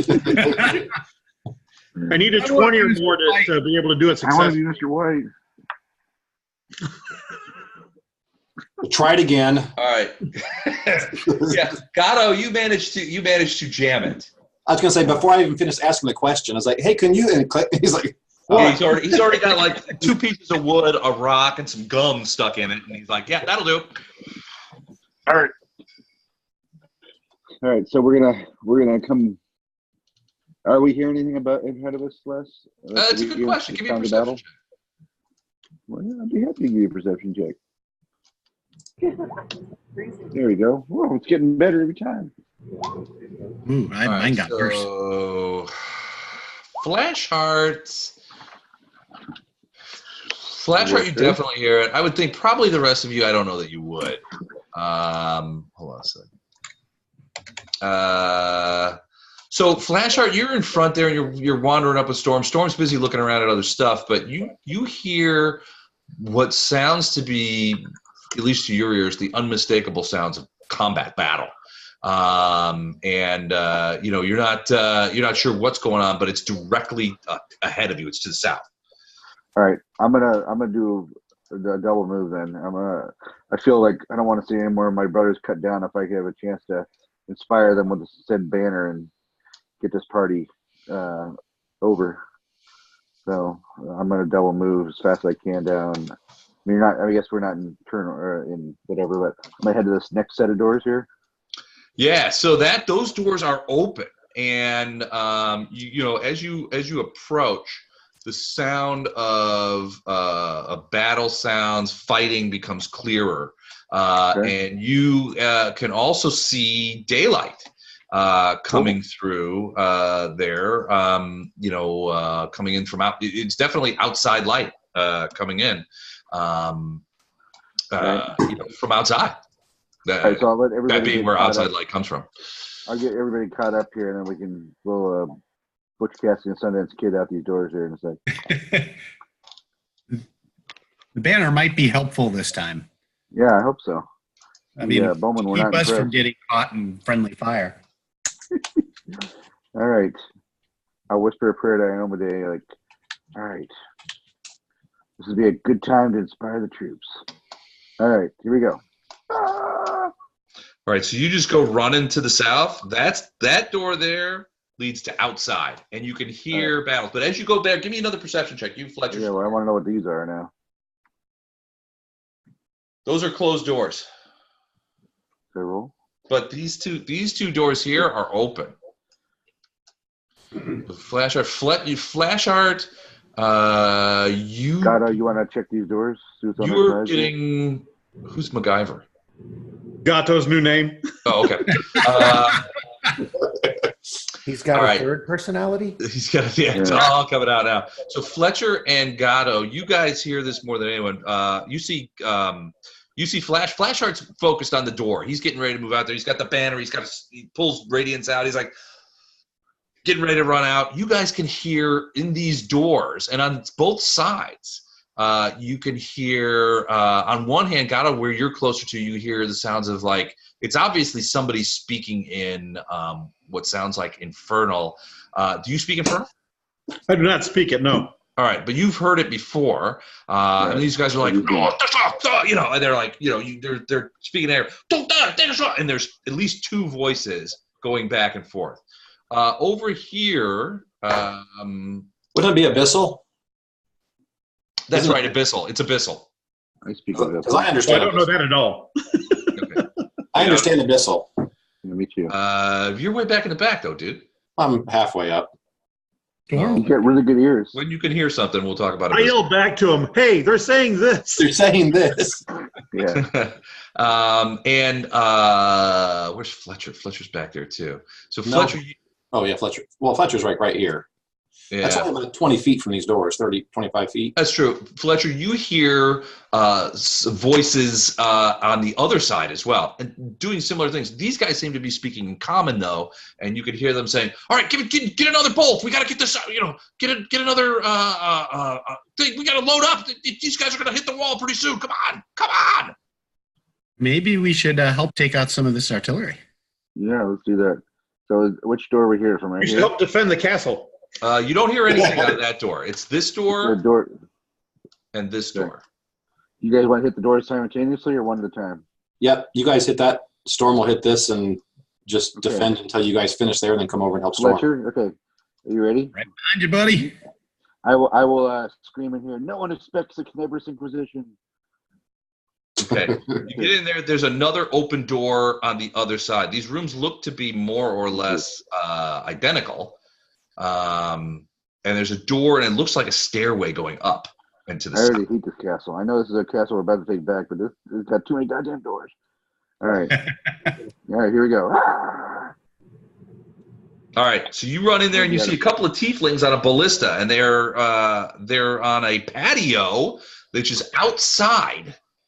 And so the sun, you come out into the sun and you see these guys that are wheeling around this big ballista, and it's like even as you sort of roll up those stairs, you can see it's like boom.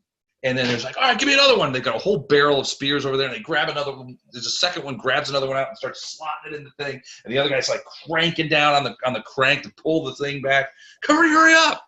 Storm, you see the same thing on the other side. Those guys are like, boom, and shooting ballista off into the thing. He's like, I think I got a guy there. Hurry up, give me another one. So as Crusaders are being mowed down, Storm, go. I'll follow you. I'm not going to give these guys a chance to surrender. I'm just going to attack this guy right here from behind. You're just going to jump him? All right, go ahead. Tell you what, let's roll a quick initiative. Okay. Do we get a free round?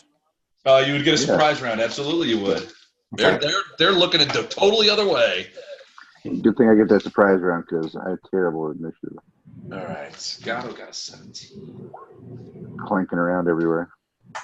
Lothar 14. Flash art, Gentleman's 8. Very nice. Ill's got a 15. Farina a 12.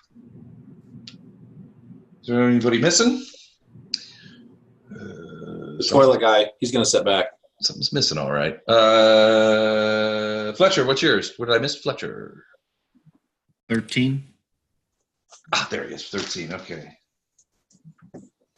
Okay, I think that's it. All right. Surprise round. You guys get the first attack. Well, let's do the Fletcher and Flashheart side first, and then we'll do the other side. Okay. Any bonuses from striking from behind, surprise round, yada yada? They're flat-footed. Behind really is not your thing. They're flat-footed, so their armor class is a lot lower. Okay. Boom. 21 will hit. All right. I have a second attack then, right? Because I'll just do it down. No, the surprise round is a single action. Okay. All right. So let me do damage then. Surprise round's a full round, right? No, it's a single action. Single action surprise round. It really is.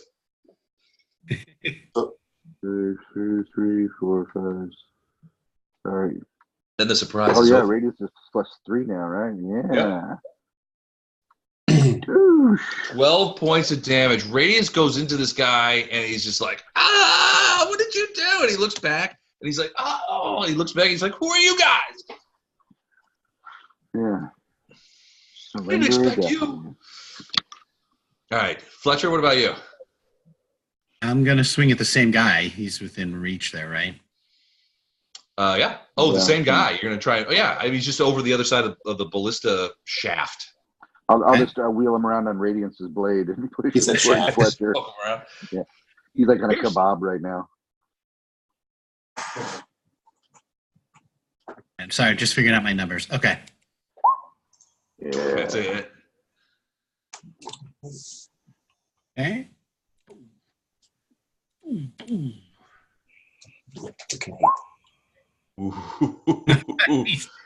You basically all right, so Flashheart comes up and just is like jams Radius into the guy. The guy's like, ow! And he, his head is way up there, and you just sort of like kick back and just whoop, and off his head goes, and it goes flying over the edge of the battlement and out into the yard below.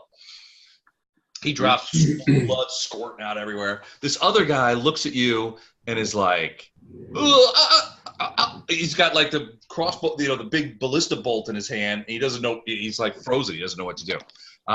It's not his turn anyway. So he'll know what to do in a second. Yeah. Storm, what about you guys? What about over there? You got a single action of surprise round. Storm's going to attack this guy. Okay. Ooh, max damage. 19 will hit too, so that's nice. Boom. That hurt him pretty bad. He's like, ah! And Storm's got a hold of his hand. And he's trying to rip it away. Anybody else? And Otto's flanking now. Gato, when do you? What's yours? I got 12. I'm up next. Oh yeah. If so, Gato. We'll just do the whole side. Sort of like doing it both sides to see what happens. Anybody who wants to take an action can take an action. Otto's gonna run up and bite this guy. Okay. He's got a flank, so he's got the. Oh, that's gonna definitely hit. Max He's damage. throwing a dagger at this guy here because he's within range. So. Okay. Oh. Wait, what? Hey. What? Is Oh, that okay. a critical bite? It seems. That's a critical bite. So critical threat. You want the chart? Sure. Yeah, you do. Of course you do. Hey, Les, Yeah. if this guy somehow survives this, I'll roll my sneak attack damage. Go ahead and roll it. Oh, yeah, that's going to be nasty.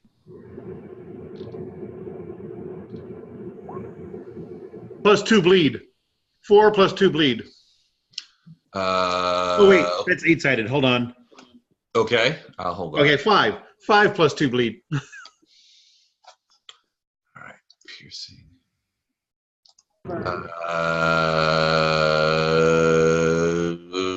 Okay. So for okay. What was the damage that you did? So 5? It's So 12. 5 more. I did 12. 7 from the dagger, +5 for sneak attack, +2 bleed. Okay.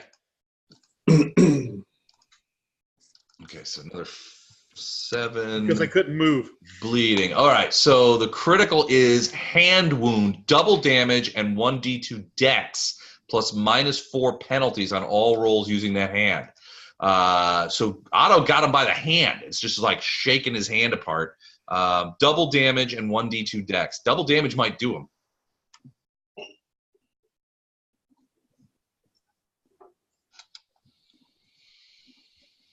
So 5 points, so 10 points. So he's not dead, but he's awful close. 2 bleed. He's already taken that off. So he's Okay. like, there's a knife. You got your knife back, right? It came back to you? Yep.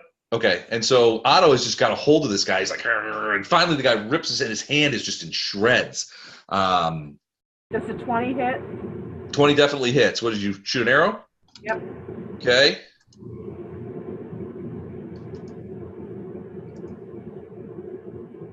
Hey, Don, just out of curiosity, why didn't you do 3d6? He doesn't have enough levels. That happens at level 5. I'm not a 5th level rogue. Really? I'm so sorry. Yeah. I'm a Farina, fighter. He's a I'm not fifth a level rogue at all. I'm a fighter. he's Got a fifth it. level assassin. He's just pretending he's a rogue. Farina, you take careful aim. I was a caravan guard.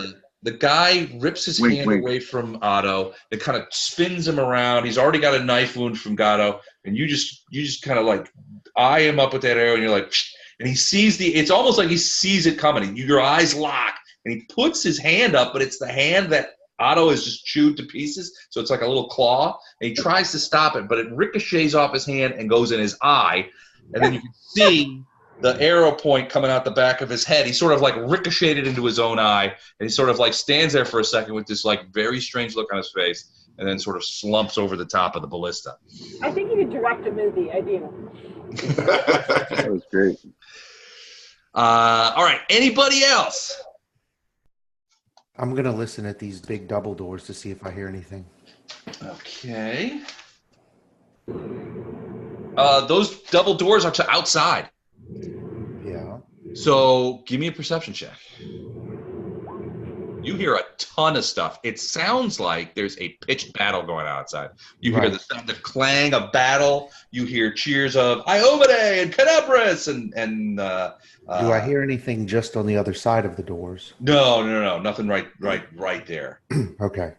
It sounds like that those doors lead to the outer bailey of the Citadel, and it sounds like that there's a fair amount of hand-to-hand fighting going on out there. With Lothar, I envision him dragging a man chained to a toilet behind him. I've been dragging this SOB through the entire dungeon. That's dedication, baby. That's baggage. I tell you what. And he needs more fiber because he should be off the toilet by now. Goes to Christmas past.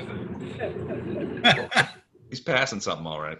All right. So, all right. That was the surprise round. 2 dead out of 4. 1 wounded. Gatto's up, and then Ilindar and Lothar.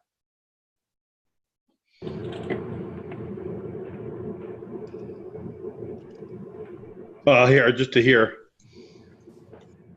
Okay, I moved so to here and swing my grandfather's blade. All right.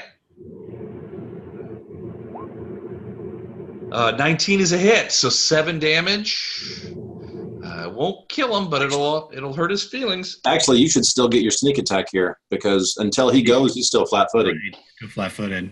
Oh. Whoa. Yeah, that's technically correct. Hasta la vista, baby. 15 points of damage? Plus 2 bleed. I hate you guys. Yeah, so Gatto, you run up there and just like shook, and actually that is a vermithrelling.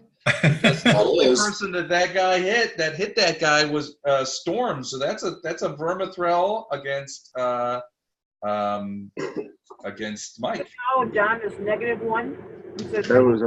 That was a thrilling vermithrel. You will regret stealing a kill from the dragon.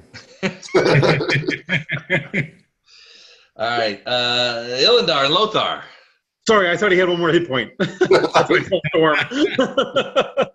I'm gonna. Gatto's like, my bad. I'm gonna. Storm turns and looks at him, and he like points behind him, like, "What me?" I'm sorry. What did you say? What did you say, Chuck? What's Lothar doing? I'm gonna open one of these doors. Okay. Do I see any enemies close?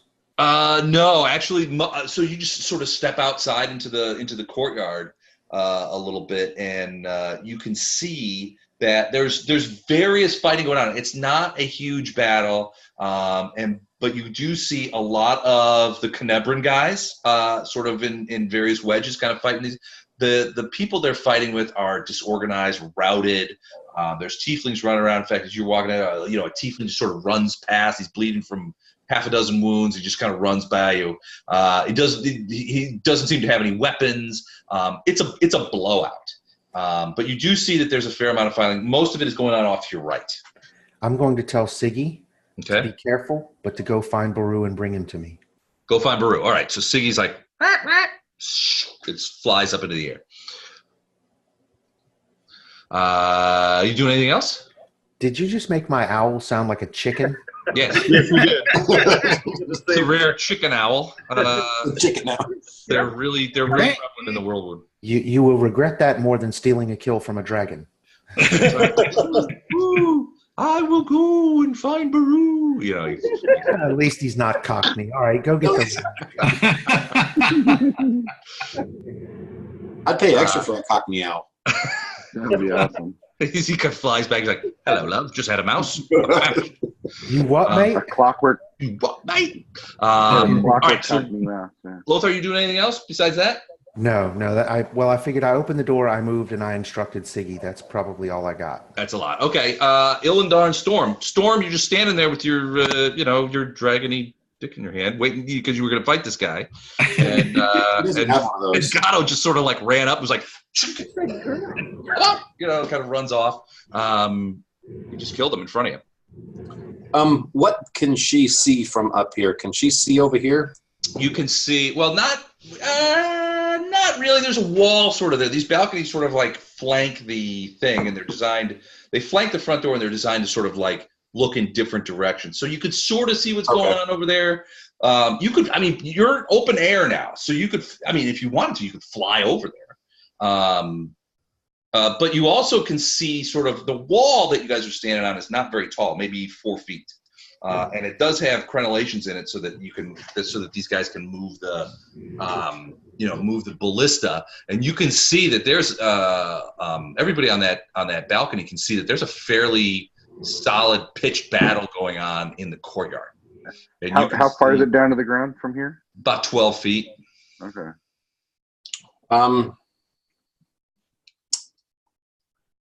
She's actually going to look at the battle and see if she can find Geir. Give me a perception check. Yeah, no, you don't. I mean, it's pretty chaotic. I mean, you can see a lot of Kenebrans. You do not see Geir. Okay.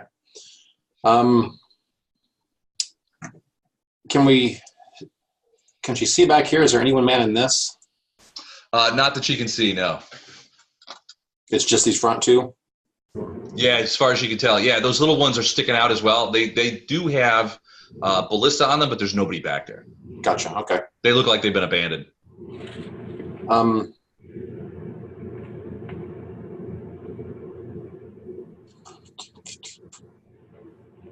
Okay. She's going to fly up and come over. Okay. And land on the wall, right behind this guy. Okay. All right. Which brings us to Fletcher's turn. Is she going to get an attack? No. Okay. She's setting up. She's allowing flanking.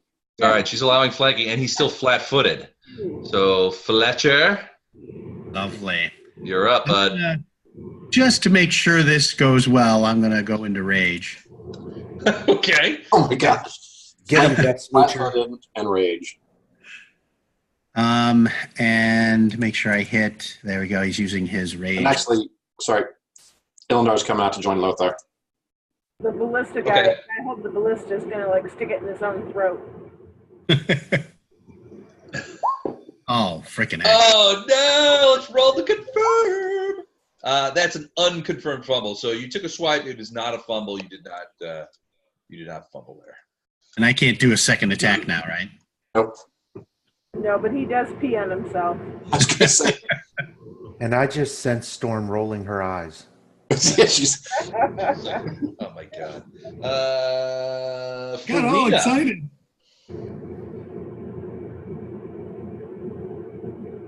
Farina, you don't have any targets. Oh, I'm sorry. No, I'm just going to shoot back to the front door, call Otto with me. Okay. Here it's done. I trust those boys have the other one taken care of. Okay. I'm just going to do backup for these guys now. All right. Sounds good. Their turn. This guy, he's flanked. He sees his buddy get slaughtered. They're fighting a losing battle. He's got a morale problem. He is going to throw himself down on the ground prone, yelling out, I surrender, please don't kill me. Up to you, Fleshheart. Which is generally a bad move in front of a raging barbarian, but okay. Yeah. Honestly, this guy's almost ready to tinkle. He's got a raging elven barbarian in front of him. He's got some sort of crazy guy with a flag next to him, and he's got what looks to be some sort of freaking dragon just landed on the wall behind him. He's like, you know what? I've decided I want to live. All right. Wish granted. Flee. You tell him to flee? Flee. Actually, I'll say my best Chuck Clint Eastwood. Jump. Kind of looks around. He jumps back up, kind of runs over here, and leaps off of the wall. Lands down at the bottom. He's gonna take 1d6. I was actually looking at Storm CMB. I was going to have her reach down with her mouth, grab him, and just chuck him over. Oh, 6 points of damage. Takes 6 points. He lands hard on his Broken chest, ankle. 12 feet down. Looks around, sees you guys, gets himself up. You can see maybe he fractured a rib or something, and he runs off this way just as hard as he can. All right. So, Les, is the main battle this direction? The main battle is mostly in the other direction, towards the west. So you guys Can you point to it? Or over by where they are? I'm sorry? Over on this side, is that what you're saying? To the west, yeah. The main I don't know battle where is west is from here. to the left as you look at the screen. Okay, cool. So I can't do a dramatic stand on this thing and inspire the troops from this particular spot. I'm in the wrong area. Kind of, yeah. The other one you could theoretically, but most of the battle is kind of far away from the main gate. It's sort of taking place in the courtyard. How much do you weigh with your stuff? Yeah, I probably weigh. I'm gonna guess 250. Actually, it's magic armor, right? I don't know how much magic armor weighs. Usually about the same. Yeah, I think it's 50 pounds of armor, so I weigh 225, something like that. Okay. Can you drop me down to the courtyard? Storm can give you a very dramatic entrance to this. Oh yeah. That'd be great. All right. Do it. Storm You and picks me, up Storm. Flashheart, and you guys fly out over into the battle. Yeah. And She'll drops him basically from just ask 50 feet. where you. Yeah, she'll drop him from 50 feet. No. He uses the banner as like a weird parachute, like in Fortnite. He'll ask where he wants to be dropped off. Well, once you guys sort of take to the air, and you only go about 25, 30 feet above the ground, you can see that the battle is, there's still a fair amount of battle. You see, people look up and they're like, holy crap, dragon. And then they're like, holy crap, Iomedaean banner dragon. That's Flashheart. And the Kenebrans are like, oh, Flashheart. Cheers roar up. They press the battle. More of the tieflings and stuff like that are sort of taking off, trying to retreat, getting cut down. You do finally see Geir. He's sort of off in the corner over there. He's doing some fighting. He's got a knot of his guys around him, and they're pushing towards this little sort of half-assed bunker that these guys have made out of old tents and logs and stuff. And he's about to go over that thing. I'll ask him to drop me by Geir dramatically so I can slam the banner into the ground and inspire the troops. Okay, so I'm assuming that Storm does that. Storm, takes the banner, and Yeah. So Storm kind of swoops around, and you see, Flashheart sort of like dismount just right as she lands. He's got the banner high. He's like, "Ahumada," that kind of thing. And the guys are like cheering, and this whole cheer goes up. The rest of you sort of watch this, and and sort of. Flashheart goes wading into what little battle there is. They're basically cutting these guys to pieces. It's obvious that. Watch me take a ballista to the chest. Yeah, it's a rout, and you can see that within minutes, as you guys are sort of looking over here, the Kenebrans have killed most of the guys. There's a lot of human and tiefling bodies, enemy bodies laying around. A few fires, which some of a cadre of the Kenebran Crusaders have broken off and are trying to put out fires before they get too big. The rest of them seem to be sort of like finishing off anybody that's holding out, trying to hold out, gathering up prisoners, of which there is a fair amount, probably a couple of dozen. But basically, they've the Crusaders have won a pretty solid victory here. A few casualties, nothing remotely compared to what the damage that they've done to the thing. People, you can see from the courtyard, you can see people going over the back wall, through gaps in the back wall. They're escaping, that kind of stuff. After a few minutes, Geir kind of comes over to Flashheart and is like, Lord Flashheart, we couldn't wait any longer. I will. I'm prepared to debrief you if you are ready. Where are the rest of your companions? They were all killed. They're right here.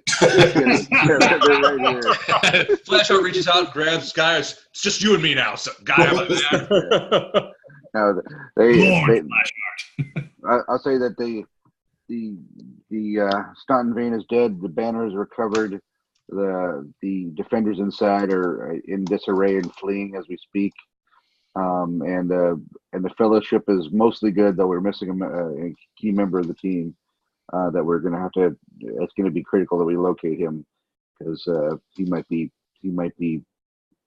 important to know. Keeping a demon off us. All right, so I think that's so. I will direct Geir to where the rest of the crew is or whatever. And is there ministering of wounded to be done for Yeah, us I or mean, something to do? there's people who are. I mean, remember these guys are mostly paladins, so they are able to sort of heal themselves. They're healers and they're warriors. They're holy warriors. It becomes apparent that for most of what you're talking about, the battle for Citadel Drazen. There's the giant rat right there. That's Templeton or whatever. that's Baru. We'll get to him in a minute. Baru, So okay. if it comes to you guys, I mean, after it's not a half an hour later, the sun's high, relatively high in the sky. It's relatively clear that the Battle of Dresden has been won. So well done, guys, on retrieving the banner. How long have we been in this battle? It feels like we've been in this battle for half a year. How long have we, like, in real time? How many in months? real time? Honestly, it's been close. I mean, I'd have to check the videos and stuff like that, but I think you guys summer? I think you guys first got the orders from Queen Galfrey to head to Citadel Drazen in July of last year. So it has been a tough fight, but this essentially is the end of book 2. So we do have 2 things to kind of wrap up. I mean, we got more than 2 things. We got a lot of things. I got a whole laundry list of things that you guys have to wrap up. So basically this is the end of book 2. I have experience points for everybody if you want it now, or I can send it out later. However you want to do it, we can do that. There's a variety of things going on, but Geir is ready to, everybody sort of gathers around, and Geir is ready to give you his report, essentially. We also have multiple armies marching upon us, right? That should be arriving anytime.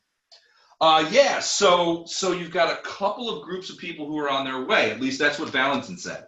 So first, dwarves. And only probably a day or 2 away, at least maybe, is Irabet Tirablade from Kenebris, and a party of 200 Crusaders plus about 400 support people are supposed to be on their way. They're supposed to arrive within a day or 2 to sort of, relieve you of your command or support you as much as they can. Then you've got General Harlequar and 500 screaming dwarves out of the Five Kings Mountains who are coming here for revenge, and they're going to be here in less than a week. They're coming back. Citadel Drazen is a dwarven-made citadel, and these guys are going to keep Staunton being alive, right?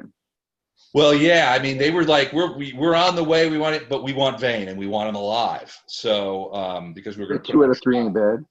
So you're going to have to explain that to here's John Vane. The live part kind of didn't work out.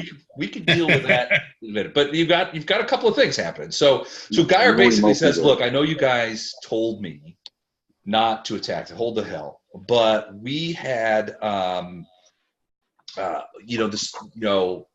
late last night.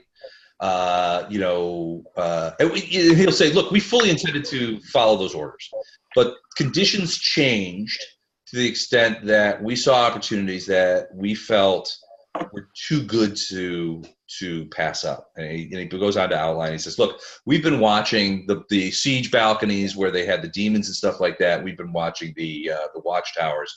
We've been, keeping an eye on things. And basically what we've seen, we saw a couple of things. One, we saw a marked increase in deserters going through, especially to the north, tieflings and humans. We saw on a couple of occasions what looked to be platoon-sized squads of Baphometian Templars leave on horseback over the Abari Bridge and head south, sort of abandoning things. But the biggest thing that changed my mind about attacking was the siege balconies basically emptied themselves. Those things were being manned by demons and tieflings, and we were watching these things, and basically there came a point where all the demons just sort of left, and the next thing we knew, those balconies were empty. we knew that they could not hit it. We could approach the Ahari Bridge relatively unscathed. We encountered very minor resistance in South Bank. We came out of Paradise Hill to the south, came across the South Bank Bridge, moved west along through South Bank to the Ahari. We got to the Ahari Bridge. We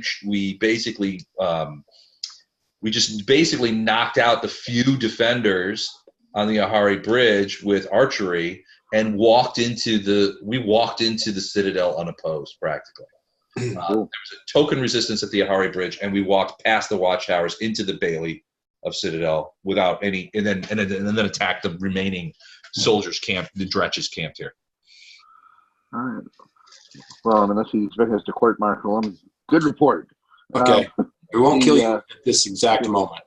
Yeah, so we'll fill him in on what happened inside the Dredge. We were worried, and Frank, and he says to you, look, he goes, and we were worried. We hadn't heard from you for over 2 days, and we thought you might be dead or best case scenario in need of rescue. And with the opportunity presented itself, I made the decision to come in. If you want to demote me, I will offer you my resignation as commander of the Kenebran Crusaders. Okay, go ahead and demote him for insubordination, and then promote him instantly afterwards for job well done. For showing initiative. Yeah, good job. It's all a matter of paperwork. I'll most likely kill you in the morning. You strip off his insignia, and then you sew it right back. You pin it right back. Yep. I'm like, yeah, all that. Hey, by the way, you're a paladin, right? Come check out this incredibly amazing holy relic that we got me dragging around here. All right, so why don't you take a gander on that? All right, so give me another knowledge religions check and put +4 down on it. All right. Oh, good. +4. Because you're probably going to need it. The way you've been rolling today. 22 plus 4 is 26. All right, so this is indeed the Sword of Valor that you have captured. Based on your religious upbringing and thing, that the Sword of the Sword of Valor, the banner of the Inheritor, has many powers. An army commander who carries the Sword of Valor into battle increases the defense value and offensive modifier of her army by 4 against armies of undead or evil outsiders. So that's for mass battles. Its greatest power, however, lies not in offense but in defense.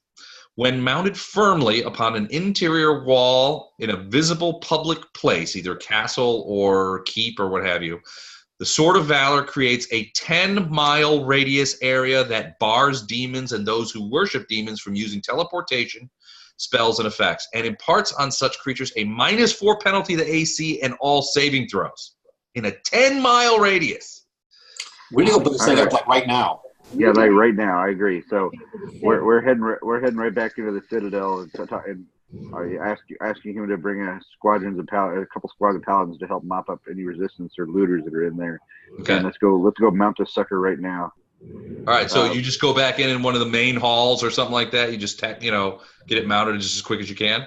Yeah, and post guards there. But yeah, we'll make sure that nobody's teleporting in or out, and maybe perhaps it'll locate our pal Bardos. Okay.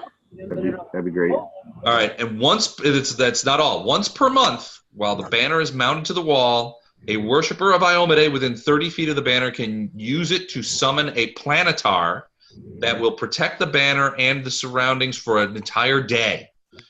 It's like a powerful celestial. It's very powerful. Yeah, basically Iomade sends a messenger. A space centaur. So once a month you get a day off watching it? Once a month it can be called to protect it, basically. Once a month when you're being attacked, you call it while you defend the castle. And it will defend the banner and anything around the banner. So anybody in the room, basically. So planetars, let me just give you an idea of what these things are like. Muscular, bald, and tall, much like your DM. Humanoid creature has it's a bald. Come on, check out these guns, baby. Welcome to the gun show.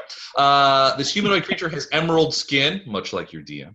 and 2 pairs of shining white feathered wings. A large outsider, AC 32, hit points 229, regeneration, holy great sword, 3 attacks per round, spell-like abilities, cleric, caster level 16. It's a badass. So it's a Hulk. It's a Hulk Put it with this wings. way. Ooh, call one of those and restore me. Yeah, our previous campaign would have had a hard time taking one of these down.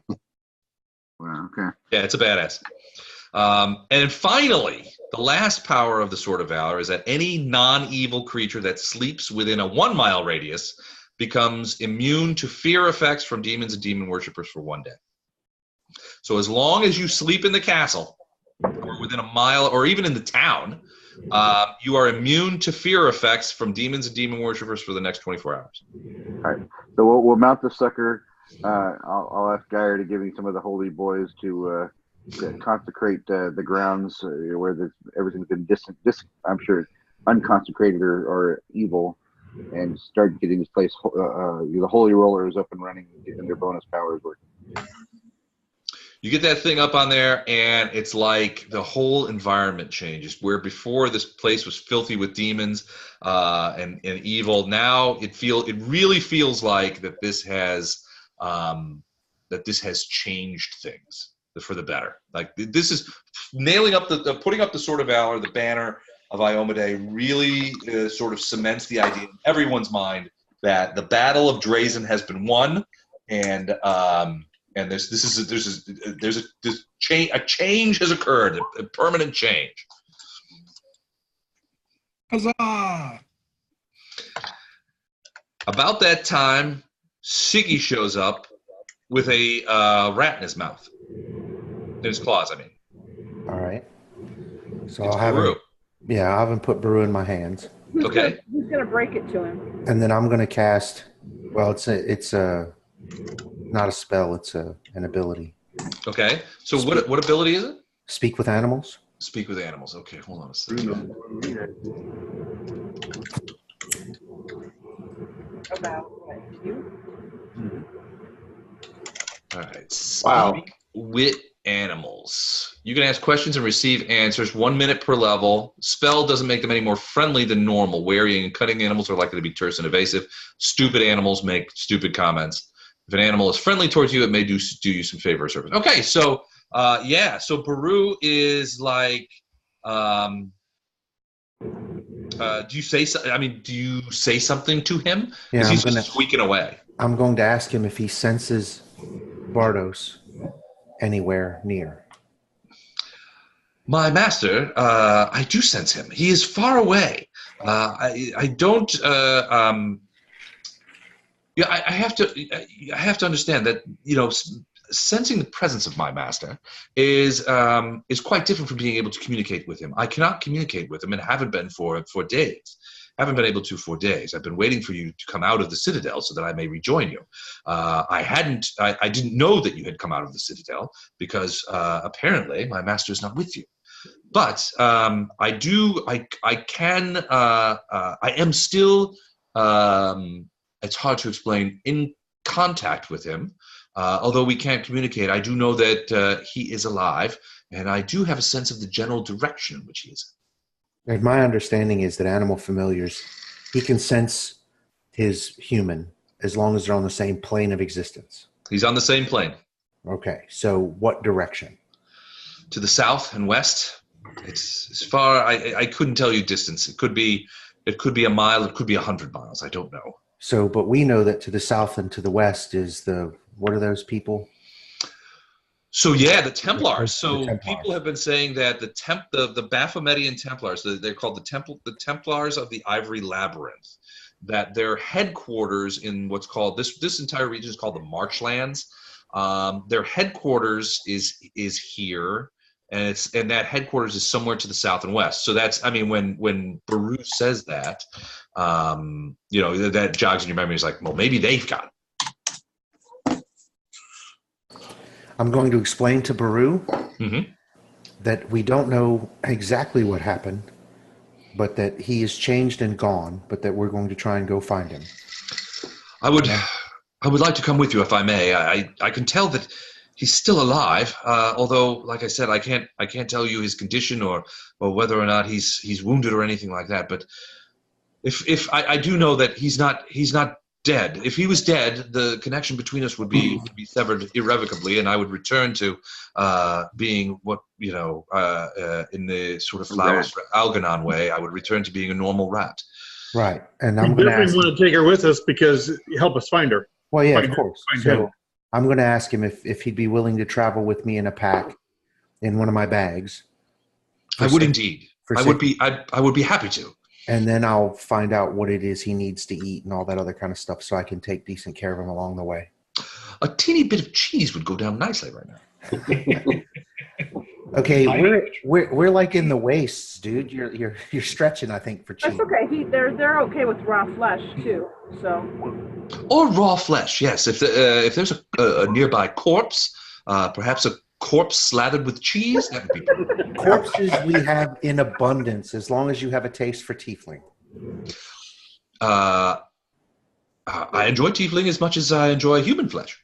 So I'm going to take care of Baru or take sort of charge of Baru. Okay. And try to keep him healthy and happy until we can start our trip. Because I'm thinking we're probably going to have to wait until the reinforcements arrive to fully take over Citadel Drazen.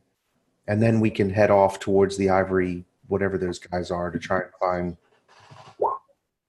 So, I don't know where this idea came from, but I'm wondering if we can. I wonder if we can go ahead and summon the planet. Is it the cheese and the flesh kind of thing combined? Yeah. I'm wondering if we should pull the planetar. We should conjure the planetar. Yeah, it's just weird that came to your mind because I had that on my mind too. Well, all right. To what end? Why exactly do we need an archangel? Because I'm just curious. I mean, Otto is not quite himself, and I just have this funny feeling that this super powerful planetar would be able to help him. Oh, you mean Gatto? Yeah. I don't know. I kind of like him better when he's a scared chick. Is that bad? He doesn't flank as well as a scared chick, though. No, he really doesn't. He cowers very well as a scared chick, however. Yes, he does. Yes, he does. And he makes Farina roll her eyes, which is And that is good. Yeah, I agree with that. To be honest, this way. Farina's going to roll her eyes regardless. Do you guys get the impression that Farina rolling her eyes is essentially the same level of rolling that, like in Raiders of the Lost Ark, when he's in the tomb and that giant stone ball comes after him? That's the kind of rolling that she does. All right, so I mean, theoretically, a planetar may have that kind of power. It's got more power than any of us do or any of our cohorts do. I say, isn't that pretty much an archangel on steroids? Yes. That's what I thought. It is a kind of angel, yeah. It's about the most powerful kind of angel you can get. Well, right. It's a good thing to have him guarding that thing anyway while we go try and track down Bardos. Well, he can only be there physically one day a month.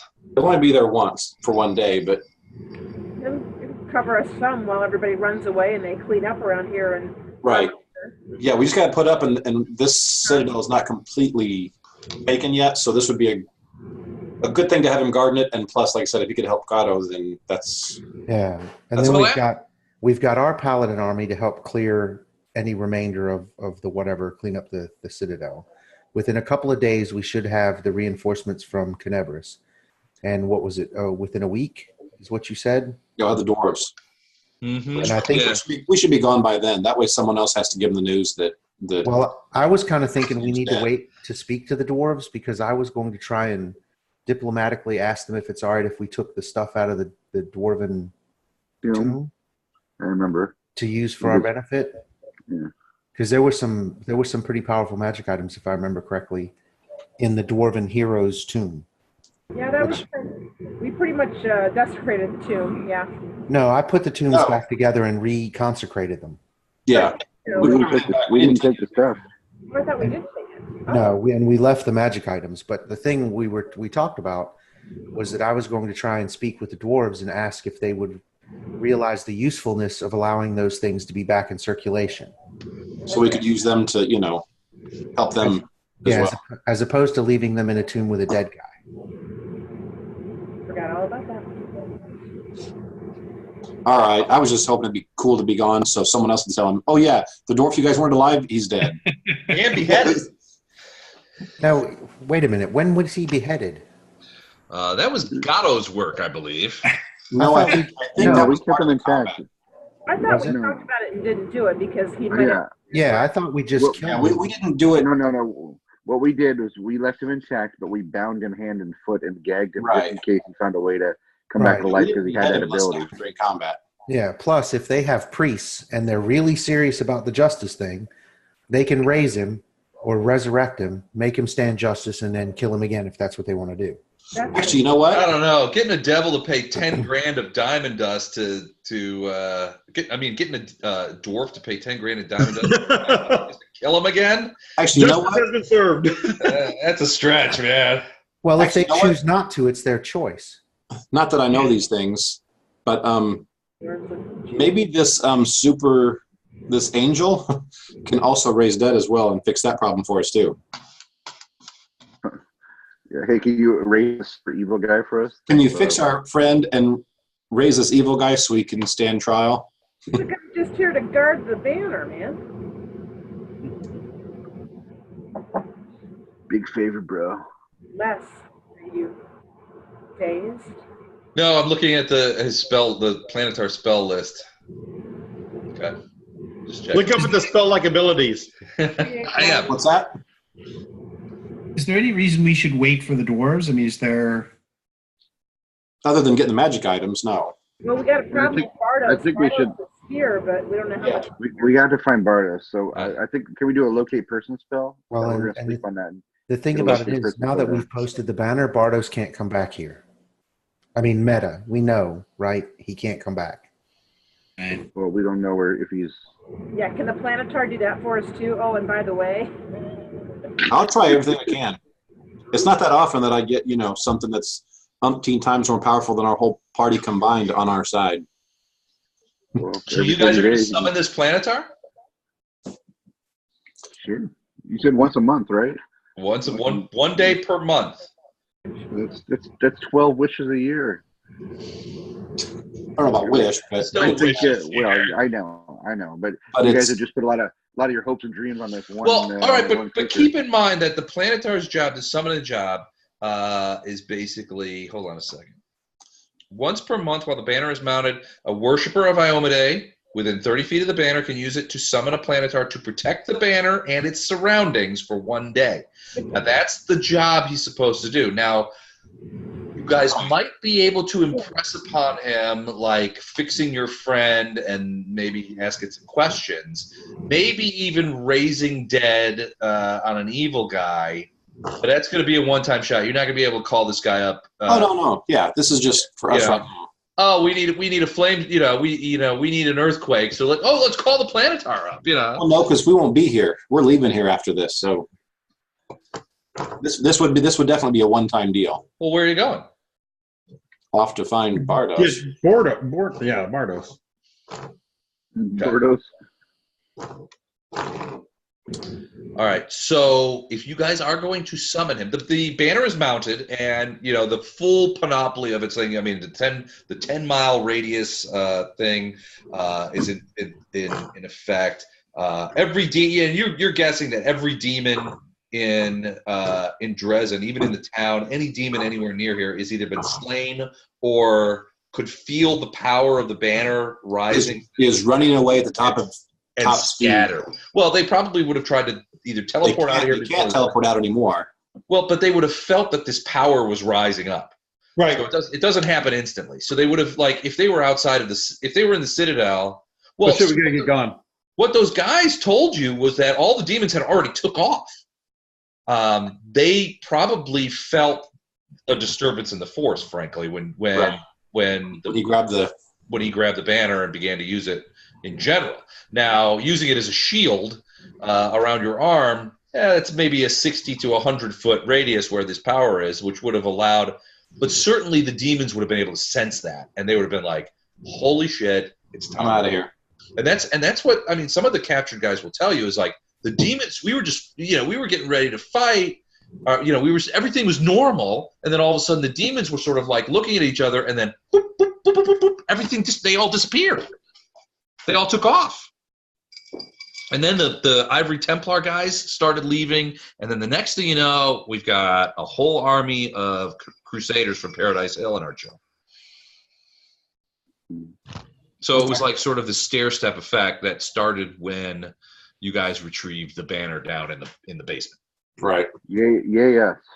Mm-hmm. All right. So are there any other Iomedan worshippers in the party besides Flashheart? No. All right. So Flashheart then is the only person who can summon the Planetar and the only one who can really talk to it. I'm okay with that. I'm guessing if a Planetar sees a drow, he's probably not going to. You're going to stay out of the Great Hall during this period? Or a dragon. Ilendar is going to take a smoke break.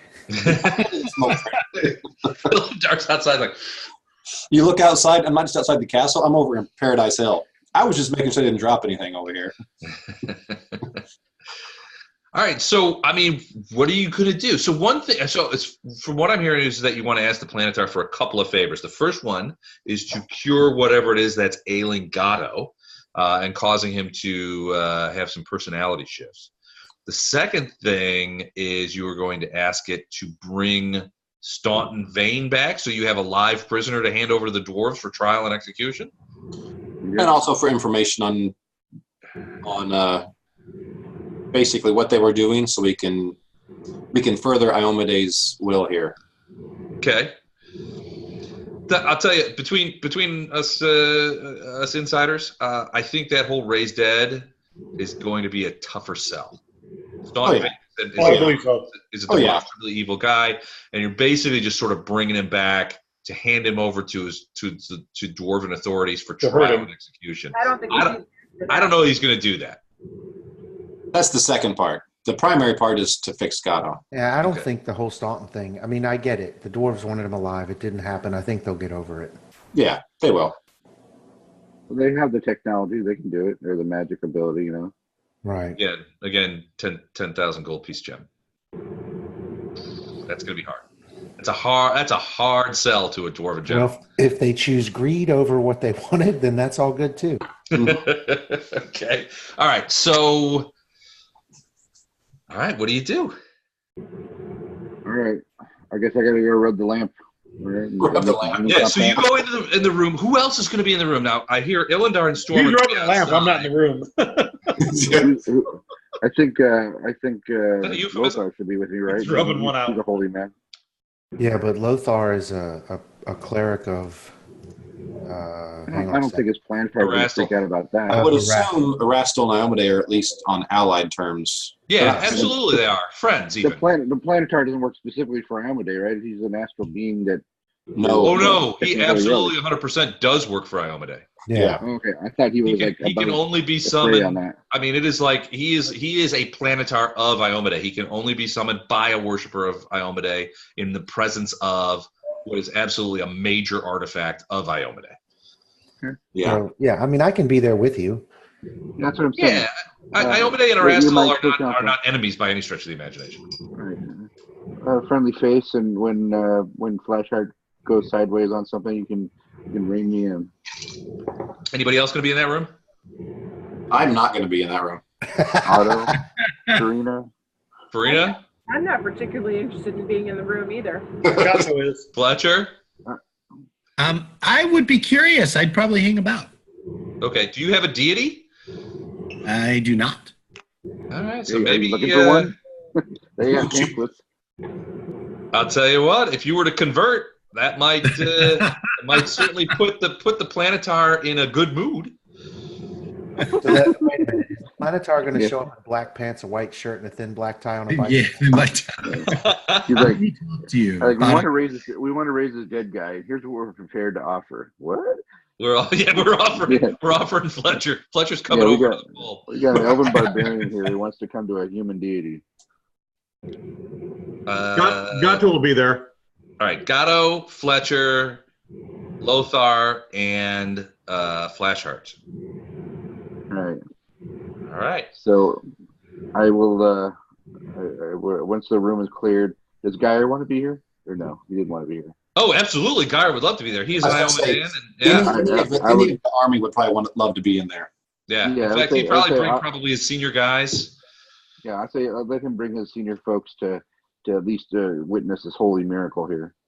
As we Can we ask him to help us in the location of a particularly responsible demon? It might not be within his power to do that. We'll see. We'll see what happens. You can ask, but yeah, it might not be able to. Yeah, he's not Alexa. He's all right, so all you guys gather into this like main room where you've got the banner hung up, and Flashheart, I assume you go in front of it and say something like, Iomade, look upon your servants and send your emissary to us that we may speak with him and beg of a boon, that kind of thing. Mirror on the wall, who's your most charismatic paladin of all? You got two thumbs up. Hear laughter. You got 2 thumbs up and a 20 charisma. This guy. Yeah. All right, and then suddenly you see the banner begin to radiate sort of the silver light, and it looks like the creature sort of steps out of the banner and onto the floor. It frankly is the most beautiful creature you have ever seen. I mean, you're almost knocked over by the presence of this creature. For one, it's about 15 feet tall. Human shaped, green skin, 2 sets of feathers, white feathers, wearing this armor that seems to be sculpted from like quartz, maybe some sort of clear crystal. You look into you look up at it, and you guys are like a little bit afraid to look it in the eye. But it radiates. I mean, you look at it and it smiles, and it radiates such feelings of benevolence and goodness that you are immediately reassured, and you feel like this creature is like the best, the best big brother you could ever imagine having. I'm going to turn to Lothar and say, I smell oatmeal cookies. Do you smell oatmeal cookies? It is very much, I mean, it's but at the same time as being both beautiful and radiating this sort of, this huge wave of goodness and benevolence, it is also a very alien-looking creature. It's hugely tall, strangely muscled, bald as an egg. It doesn't seem, I mean, it doesn't look like it has a hair on him. The skin, this deep sort of emerald color, and these 2 wings that almost look like, they almost look like moth wings, except for their white feather. But there's 2 sets, one sort of pointed up, one pointed down, sort of butterfly style. It's just an incredibly strange creature. And then it speaks, and the rest of you, except for Flashheart, you hear this voice, and it doesn't even sound like speech. It sounds like orchestral music coupled with like the sound of fireworks in the distance. Cool. If that makes any sense. Now, Flashheart, you hear this voice which is as beautiful as the creature itself, and he just sort of looks down at you and says, "Servant of Iomade, Flashheart, you have done a wondrous thing here. Iomade knows your name, child, and knows what you have done in liberating both this citadel and retrieving her banner, which has languished too long in the bowels of this hateful place and in the power of evil creatures. I myself am tied to the banner innately, and I have struggled within it for eons, it seems like, trying to bring about its return. You have succeeded where I have failed, and in that I am in your debt personally.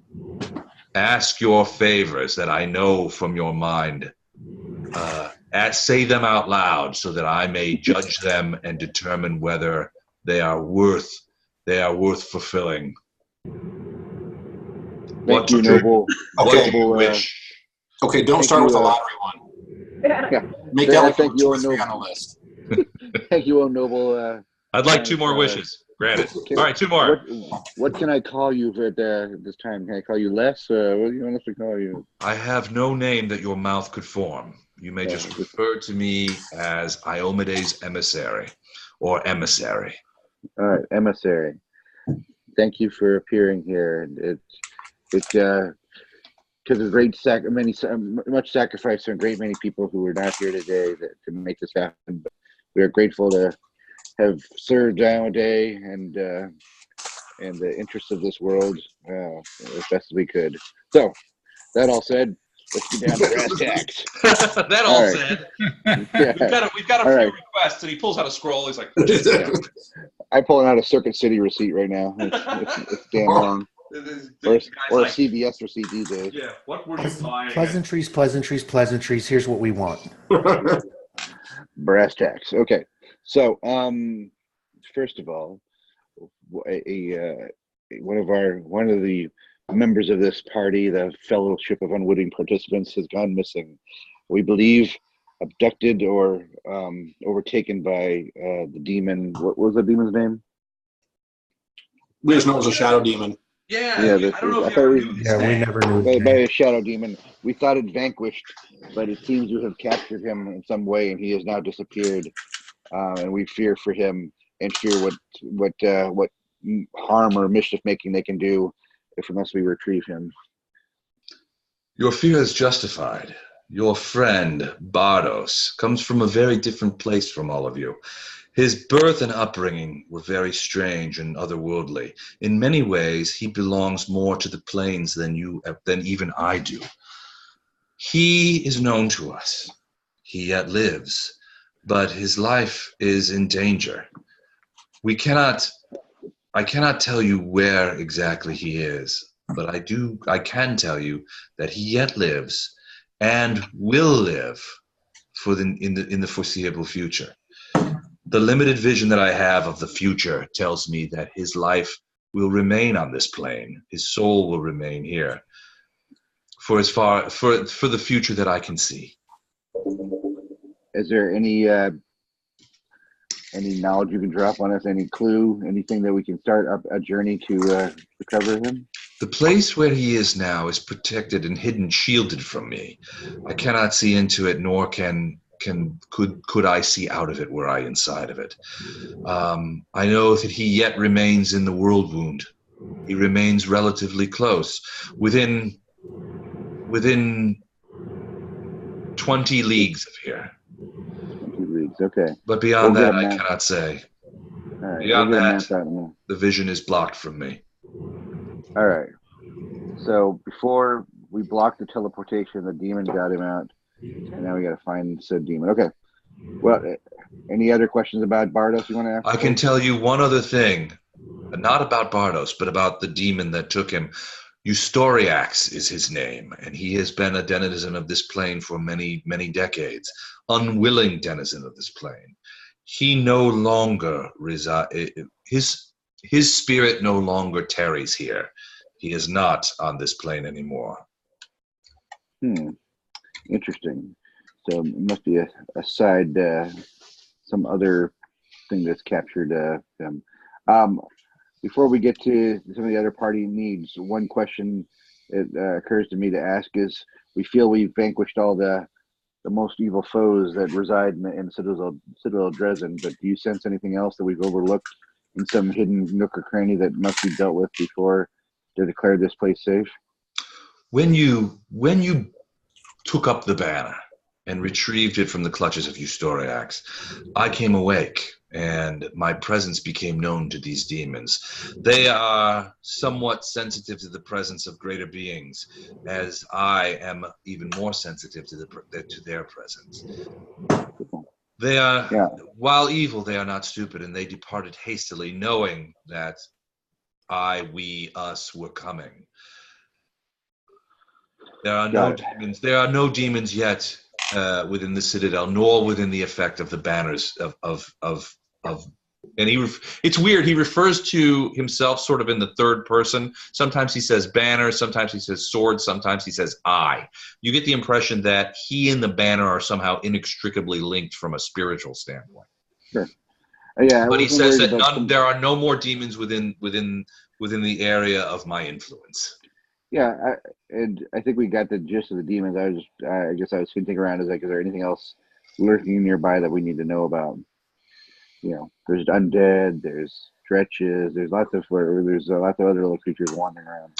Well, the dretches were so just to drop out of planetar mode for a second. The dretches were slain by entirely by Geir's guys, the Kenebran Crusaders. Those were the first creatures that they slew. They were too stupid to leave when the rest of the demons were taken off, and so the tieflings and the remaining Templars sort of prodded them to the front lines. And Geir's guys, he'd tell you later, he just cut through them. They were confused, disconcerted by the presence of the banner. It had made it much easier for them to kill him. So there was no dretch. Right. No dretches survived. There's a lot.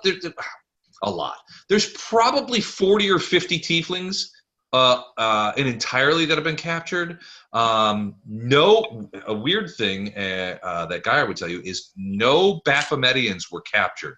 Either they escaped or they fought to the death. None of them surrendered, even when given the opportunity to do so. Only tieflings and human soldiers are really the only ones that were captured. There's about 40 or 50 of them, and they've been transferred to the dungeons downstairs. Okay. We love it down there. Okay, so next order of business, our good friend Gatto here. A caravan guard we rescued on our way has seemed to have befallen some sort of ailment of the mind, I guess, or spirit. You see this creature sort of turn its head to look at you, and you're just transfixed by this creature's thing. I mean, you're scared, but you feel like there's no possible way this creature could harm me, and yet it's such an alien creature that you're just like, holy shit. It's like, if an actual angel came into your room and said, hey, what's going on, bud? So this creature, and you can't understand what it's saying, but you hear it in Flashheart. You hear Flashheart's words. He's speaking in common, but when the creature responds to him, it sounds like opera of some kind. It's a different language. There's, it sounds like music, and it's very strange, very surreal. Anyway, the creature steps away from the banner, comes over to Gatto, and with a giant sort of like, his hand is probably 2 feet wide. He just sort of takes this giant, hand, a green hand, and sort of cups your head from around behind and holds your head. And you see him kind of like go, and you can see this weird kind of like ectoplasm coming out of your head into his hand. He sort of just like grabs it and draws it out. And you feel this weird sensation of something like pulling you forward, and then pop, like a snapping feeling where you sort of like go back a little bit. You are fully Gatto. The problem is gone. And he takes this thing, and there's like this little swirling blackness, and you can see that it looks like in his hand. You remember those creatures, those Discari creatures that came out when you guys attacked the banner? The one that touched you? It looks like a miniature one in his hand, and he just sort of holds it out, and he's not even looking at anybody. He just sort of out and closes his hand over the creature. And you can see just like these little puffs of like smoke come out of the side, and then he opens it up and it's gone. Like he crushed it in his hand. Okay. Any other party member business I'm forgetting? You. It is resolved. Okay. Chuck, any other party business I'm forgetting here? That's pretty huge. Yeah. We got a fresh Gatto. The back, you say, I say we let him go. No. Let's see. Mike, am I forgetting anything? I know you're not there, but you look back and Geir and his guys are sort of like kneeling down, and you can see that they're like praying and making obeisances. I mean, they're not saying anything. They're all just sort of kneeling down in the presence of it. Yeah. So while we have a moment here before you go back to the rest of your duties here, How do you get into the Planetar game? Is there an application process? You asked me to stop you when you were about to say something foolish. Stop. You Lothar just sort of reach a hand. He's like, okay, I think we're done. I think Flasher Flashheart can only be serious for so long before his cracked brain starts to slip again. I think you're done. Let him go about it. I think you're done. Okay. I will. That's why we keep Lothar around. This. You see him. You see him sort of what? Flashheart. Yes, sir. I have something I want you to show him and see what he wants to do with it. You. Okay. I will bring Gato forward and say, my friend says this looks infected. He wants you to look at it. Does this look infected? You're a deep, long side. Yeah. Drop your pants, Gato, and show him. So no, I pull up my backpack. Gonorrhea. I pull up my handy haversack, reach in, and there's this cloth with something wrapped inside it that I hand to Flashheart. I say, "Don't touch it, but give this to that guy." It is the gem that we found within the Chimera. Okay, isn't that what I thought? That's what Bartos had. No. No, this is different. This is one of those crystals that had been used to pervert the Chimera. Okay. Oh, in the Chimera. Okay. So we'll he hands it out and he takes and he flips the cloth back. It's in this giant hand. And you see him sort of take his fingers and he holds it up, and it's very small in his fingers. He's like, yes. Yeah, when he first touches it with his actual flesh, I jump back a little bit. But well, you could see there's like this little smoke coming off of his flesh out of it too. And he can handle it. Yeah. So he says, Nihydrian crystals. These are native to the abyss. Where did you find this? And Flashheart, you're gonna have to translate because Gato can't understand a word he's saying. I will say. Well, Flashheart knows where he found it also. Yeah. Because I told him this was within the Chimera. There. What he said. The abyssals are perverting this. These Nihydrian crystals have a mutational effect. Typically, the effect is quite low powered, but these, and he sort of looks up at another thing. These have been distilled in some manner to heighten the mutational effect. Creatures that would be in proximity to this for any sort of time and exposed to the correct spells might gain mythic status, might gain powers well beyond their normal abilities. Yeah, I forgot about that. They also might be destroyed in the process. These are very roughly distilled. Got it. Oh yeah. All right. And he holds it back out to Gato and says, in words that you can't understand. But Flashheart, you understand. He says, "Does your friend want this returned to him?" I will. So I don't believe so, unless you know of a proper way you can handle it and find a value for it. He holds it back out in his hand, and you see he does that same thing that he did with what he pulled out of Gato's head. He just kind of like crushes it. Little poofs of smoke come out, and then gone. Yeah. I think Fletcher's got a good idea. Sorry, yes. Well, we had that glaive, that intelligent glaive that swears it's good. Oh, yes. That is a brilliant call, Fletcher. Bring forth the chatty blade.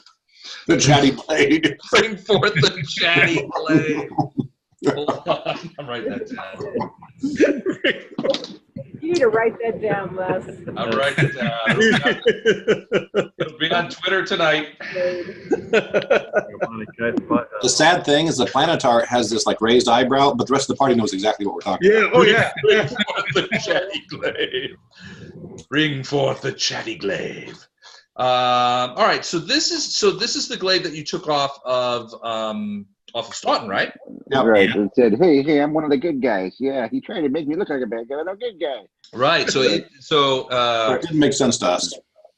Like, So you know, I'm not a liar because everybody else is a liar. You guys pull that out of the bag, and who's holding it? I assume Flashheart, you're holding it? I'm trying to remember. How did we handle it last time? Because we were afraid to. We put it in the bag and no one touched it. I know, but we had a conversation with it. I'm wondering how did we have that conversation? The conversation was, don't let Fletcher touch it. Well, it's an intelligent weapon. And basically, it speaks to the wielder. And basically said, look, I'm not evil. I know what you're seeing. You guys detect evil. Right, I'm just wondering who was wielding it at the time. But there's a spell that was done on me. I'm not evil. It's a spell that makes it look like I'm evil. They want you to destroy me, so I can't help them. I believe it was Flashheart that was holding it at the time. Yeah, I believe I'm probably the most immune from it, and I will. My gauntlet hand will be holding it. I'll say, hold on, Radiance, don't get jealous. This glaive meant nothing to me. Yeah. All right, I will present the chatty glaive. All right, so you pull it out. Wake up. You pull it out, and you hear the glaive in your mind going, "Oh my God! Put me back right now! Put me back question. Yeah, that answered that question. Yes, it did. And so, do you put it back in the bag? Well, I'm just like, I believe we have our question answered here, but we want to know if his blade was cursed, as it says, or truly evil. And I believe we now know that it's truly evil. You have anything to add? So you hear the Planetar say to the thing, your deceptions will not stand here. No! What are you doing? No! It's like, hand me the weapon. This was a great call. Okay. All right. I will. All right. Sorry, bro. Here you go. So you hear this thing going. You hold it out, and the Planetar reaches down, and this thing is just like. until the Planetar sort of takes it, and then it's just like, suddenly it's separated from you, and you see the Planetar sort of like look at this, and he says a few words in a language that you don't understand, Flashheart. It's some other language that he's talking about. Again, it sounds very musical. It sounds like somebody ringing bells in the distance. Yeah, I'm just envisioning Kenny G music playing while you're doing this. You see him sort of like, he grabs it with both hands and just sort of very gently starts to bend the stick and just goes, and it just breaks in half. And you can see the sort of like, the weapon sort of, the wood starts to like burn, like scorch and burn a little bit, and the metal part, the glaive, like suddenly sort of like pits and smokes a little bit. And he drops the two pieces on the floor, and they just sort of just like, they start to smoke, and it looks like they're burning from some sort of colorless fire. And then finally they sort of just, you look back after this sort of like acrid ammonia smoke goes away, and you look down, and there's just like a little puddle of, this sort of like discolored liquid that sort of hardens on the ground. And the creature says to you, that intelligence will not bother you ever again. Okay, well, remind me I not gotta to tell bother you, you. that was worth calling the Planetar even more than me. You're gonna have a hard time trying to forget the sound of that weapon screaming as you handed it off to the Planetar. It was screaming in a feeling, like a combination of anger, rage, and absolute utter fear as you hand it over to him, and the Planetar just reaches around and the scream just gets cut off like, and once the Planetar has it in his hand, and you're just like, holy crap, he just destroyed the shit out of that. I am so glad we didn't give that to Fletcher. It was right. You feel kind of, you almost feel kind of bad for it, because that thing, it was an intelligent weapon. It was scared out of its mind. Well, I'm one of the good guys, right? Yeah, it was like, put me back! Help! A little late now, sorry. Yeah, but now it's just a pool of gook on the floor.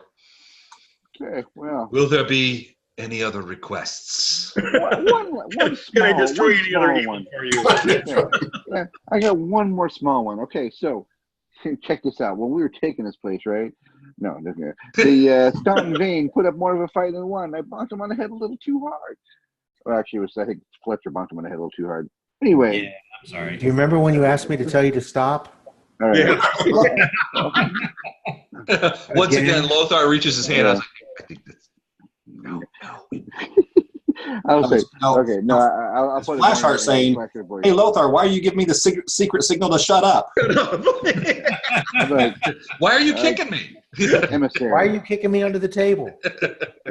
As the dwarves are marching on this on the Citadel of Drazen to take it back and put it in its rightful status, I guess. Or the dwarves will be here in 7 days.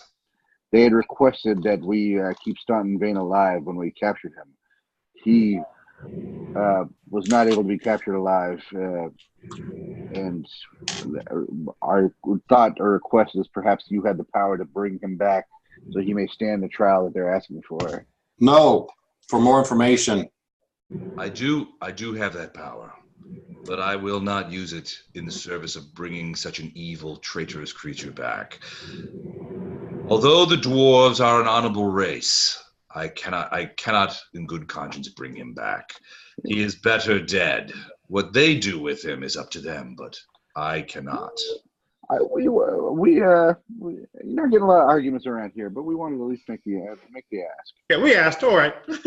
For future reference, if you ask me to tell you when you're about to do something foolish, you have to listen. I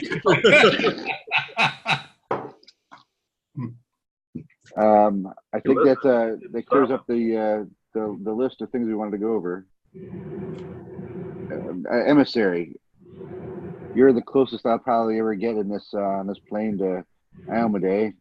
Is there anything else you wish to impart to me, or any other knowledge or missions that I must accomplish for my deity? None. You will follow the path that has been laid out to you. I cannot alter it by any information that I can give you. What I can tell you is that Iomedae knows your name, and that you have much work to do before your rest comes. Do that work with glee, with your friends here who also Iomedae knows, and you will be victorious in one way or the other. Glee.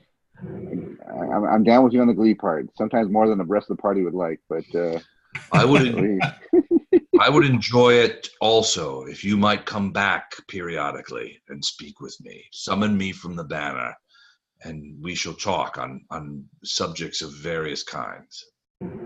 Get the date.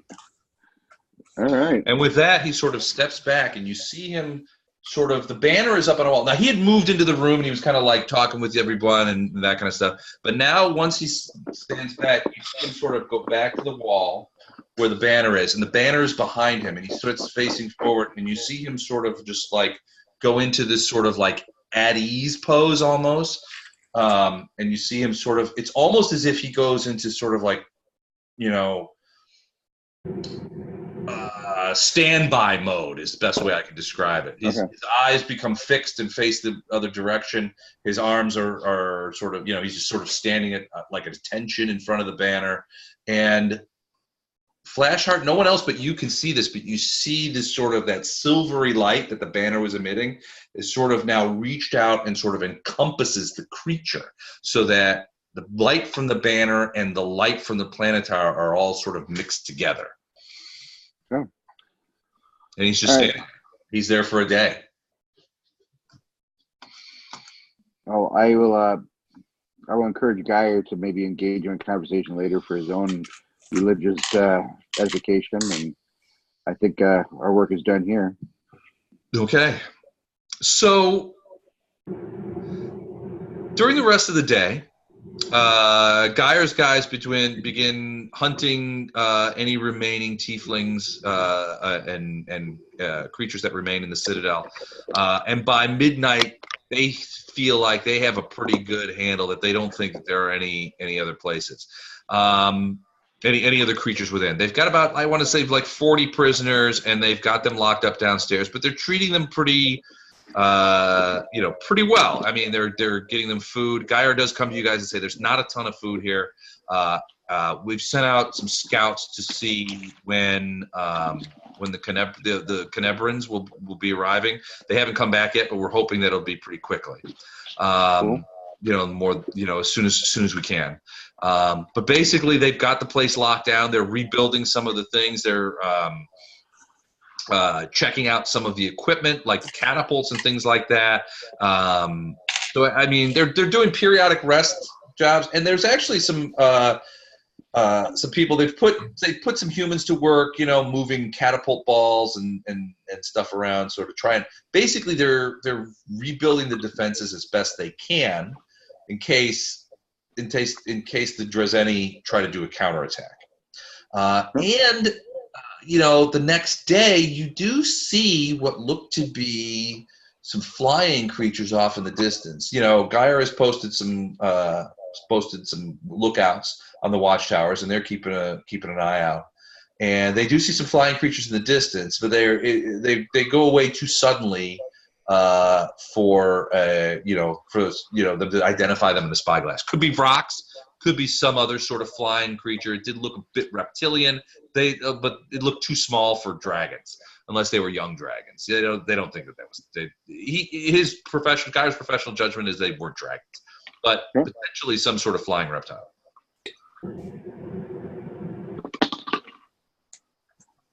The rest of you sort of, find a place to relax. It's been a busy week.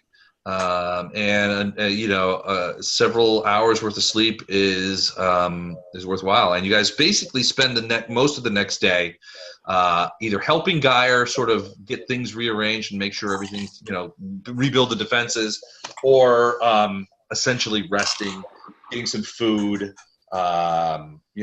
getting some much needed sleep.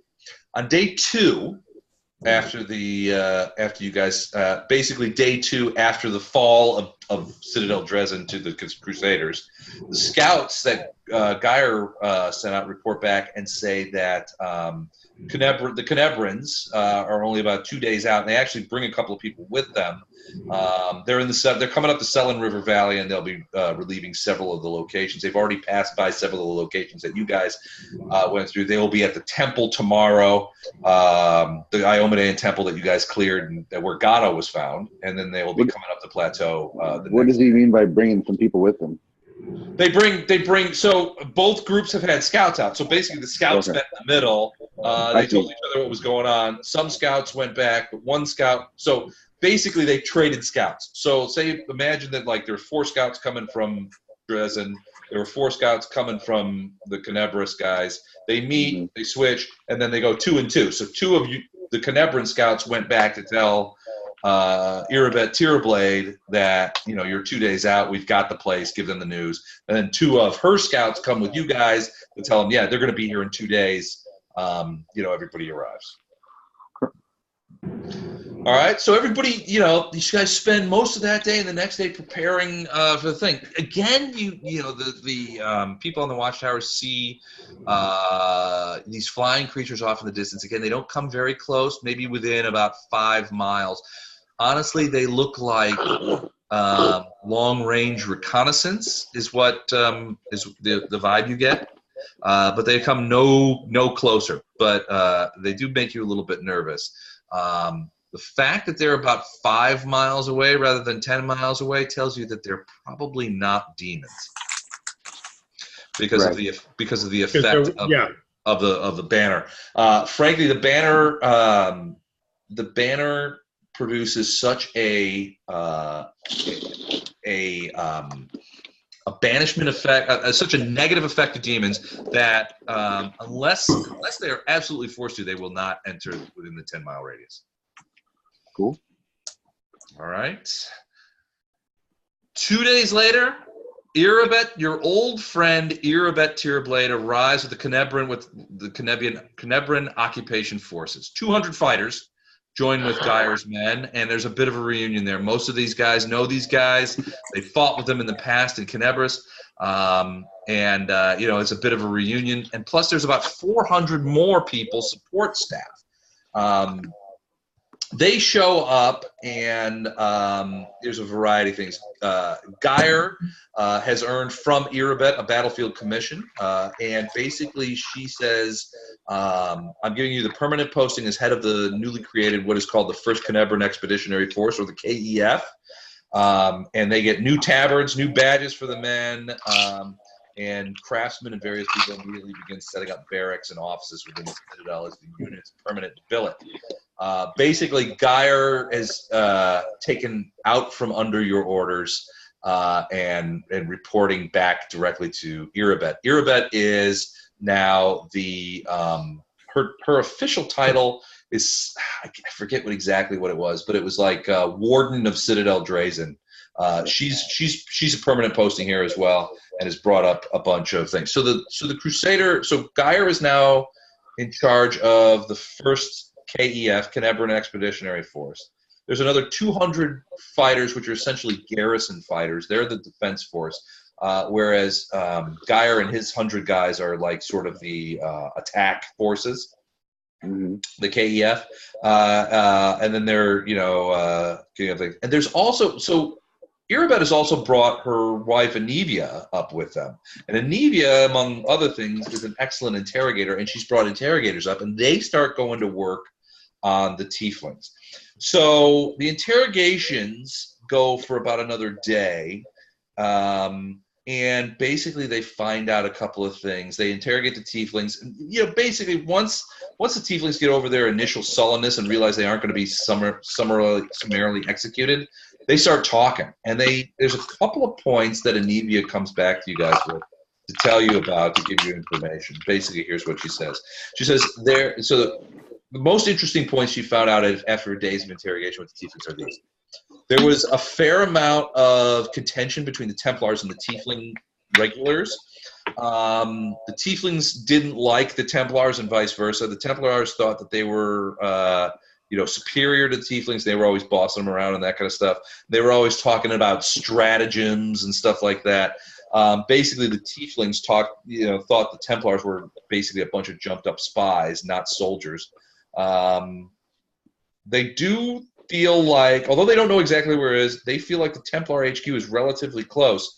And in some cases, these guys said that they thought it was less than a week's ride away, although some say south, some say west. Again, south and west is where they're saying this, and they're saying it maybe even less than a week's ride away is this headquarters of this Templars. And it strikes to me that that's the best place for us to start our journey to look for Bardos. Yeah, Bardos was in that direction. Could be, yeah. Everything, yeah. There's a lot. I mean, it's south and west seem to come up far too many times for coincidence sake. Yep. So there were some other items too. There was a succubus who had abandoned her demonic roots and who may well know the exact location of the Templar HQ. Is this the one that escaped that we were hearing about earlier? Yeah, her name was Arushale, and she was a prisoner in the Citadel for several weeks. She's what they called her a heretic. Basically, she said she had abandoned her demonic roots. Although what constitutes heresy among demons, who knows? Basically, then she escaped, and Staunton had hired an Annis hag who was a cultist of some deity named Sifkesh to track her down. And that if this final attempt to track her down fails, he intended to seek her out himself once, and the quote was, this matter with the so-called heroes of Kenebras is settled. So it's been about 20 days, according to this tiefling, that since she escaped. But Staunton sent out some Annis hag after her. And they went, and the person that they interrogated said they went almost due west looking for her. They were on the trail of her. She had gone due west, and this Annis hag went due west. They thought that was the direction that she left, not to the south. But the idea was that she had a lot of knowledge and might know exactly where this Templar HQ is. So she's also west. She's west. South or west. Okay, so west. I don't know what y'all think, but I think west probably be our best start. Okay, so. Two more pieces of information. Staunton Vane had some sort of fail-safe cooked up in case he was killed. He didn't trust Aponovisius, but they don't think it was the potion that his brother was made. They think it was something else. Staunton bragged a lot about how if he was ever killed, he would be coming back. And they're not sure how that was supposed to work. They knew his brother was an alchemist and knew how to make. And supposedly the rumor was that he could make potions that would bring back the dead. But Staunton used to brag that he had some sort of fail-safe if anybody killed him, and it was basically put in place in case his superiors killed him. He didn't trust Aponovisius, and she didn't trust him, so he was always worried that she might kill him. But he said he had confided to some people that he had a fail-safe in case that happened. The only other piece of information worthwhile that they were able to get out of them was Aponovisius is down in the south of the World Wound, commanding a fair amount of Tieflings and Templars in the Socorro River Valley, northwest of Ralisgrad. This is a long ways from where you guys are. But the report was that she's well aware of what's happening here. Now, Aponovisius is a Merilith, and she was nominally the person in charge of Citadel Drazen. When Karamzada took Kenebris and tried to break the World Wound, and there was this huge influx of demonic attacks along the southern border to try and expand past the Wardstone line, Aponovisius took a bunch of soldiers, Templars and Tieflings, from Citadel Drazen to the south to join the fighting. She hasn't returned, but she knows what's happened here at Citadel Drazen. What that means, you don't know. Well, I'm sure she loves us because we put a black mark on her resume. Yeah. All right. Before we go for the night, can we get XPs? Absolutely. 1 each. 1 billion XPs. Hold on, I gotta find it now. I lost the damn thing. I had it open. Is it time? Oh yeah, I guess it's time to stop. I have a whole laundry list of other stuff I gotta talk to you guys about. Are we playing next week? It is Easter. It's up to you guys. I'm in. What's next week? Easter. Easter Sunday. The date. The 21st. Oh, 21st. 21st, yeah. Okay. So I'm fine for the evening. Yeah, I'm good then too. On May 5th, it's I guess a couple Sundays from now, I'll be out. Okay, May 5th, you say? Yeah. Can you guys see the experience point sheet? No. No, where's it I at? see A big black thing. it's a big black thing, yeah. You didn't share that program. Okay, hold on. How I do thought I... he's giving us a Are big you gonna black zero. send this out via email later? Yeah, I'll send it out too. Hold on a second. Let me. Because I'll catch up with it later. All right, But let me- Don wants his Oompa Loompa now. Chuck, I'll see you later if you're going to take off. So Yeah, I'll catch everybody later. Bye, guys. Okay. Thank See you you. guys. Watch out. All right, can you see it now? no. Nope. Oh, nope. Can't? I see the map. I You thought. see the map again now. How about now? There it is. There it is. All right. Hold on a sec. All right. So here is the new experience points for everybody. And here is the new levels. Obviously, Bardos is not getting his. Everybody gets to 7th, except for Bardos, who gets to 6th. Got it. So it sounds like everybody passed a level. You say Gato or Bardos? No. You meant Gatto, I think, right, Les? Yeah. Oh, sorry, Gatto. Gatto's not 7th level, right? Gatto is not 7th level. Everybody except for Gatto is 7th level. And Bardos can't go to 7th because he's possessed. Well, he did all. So here's the thing: Bardos did all the things that earned these experience points before he was possessed. Right. So he still gets the experience points. He might be dead now. You don't know. But according to what you've been told by both Baru and the Planetar, he is not dead. He's multi-classing as a lich right now. All right, very cool. All right. I'll send this out to everybody tonight. Next Sunday, we will start with day 5 after the fall of Kenebris, or after the fall of Citadel Drazen, and the arrival of Valentine representing the Queen Golfer. Wait, is that the dwarves? It's the Elven Ranger. Okay. The I'll make dwarves sure. are arriving on day 7. But I'll be like, okay, look cool. Yeah, everybody look normal. Stop in vain. Yeah. All right. Me. I know he's around here somewhere. All right. Night all. Okay, Awesome. good night, everybody. Thanks, you guys. Great gaming tonight. I Thanks, appreciate Les. That was a great game. Thanks. it. Thank you. Night. See you, Mike. Hey, no feedback, by the way. Do what? I never heard any feedback From. from you. You said you had a new rig you were doing? Okay, yeah, thanks. Yeah, I've always pulled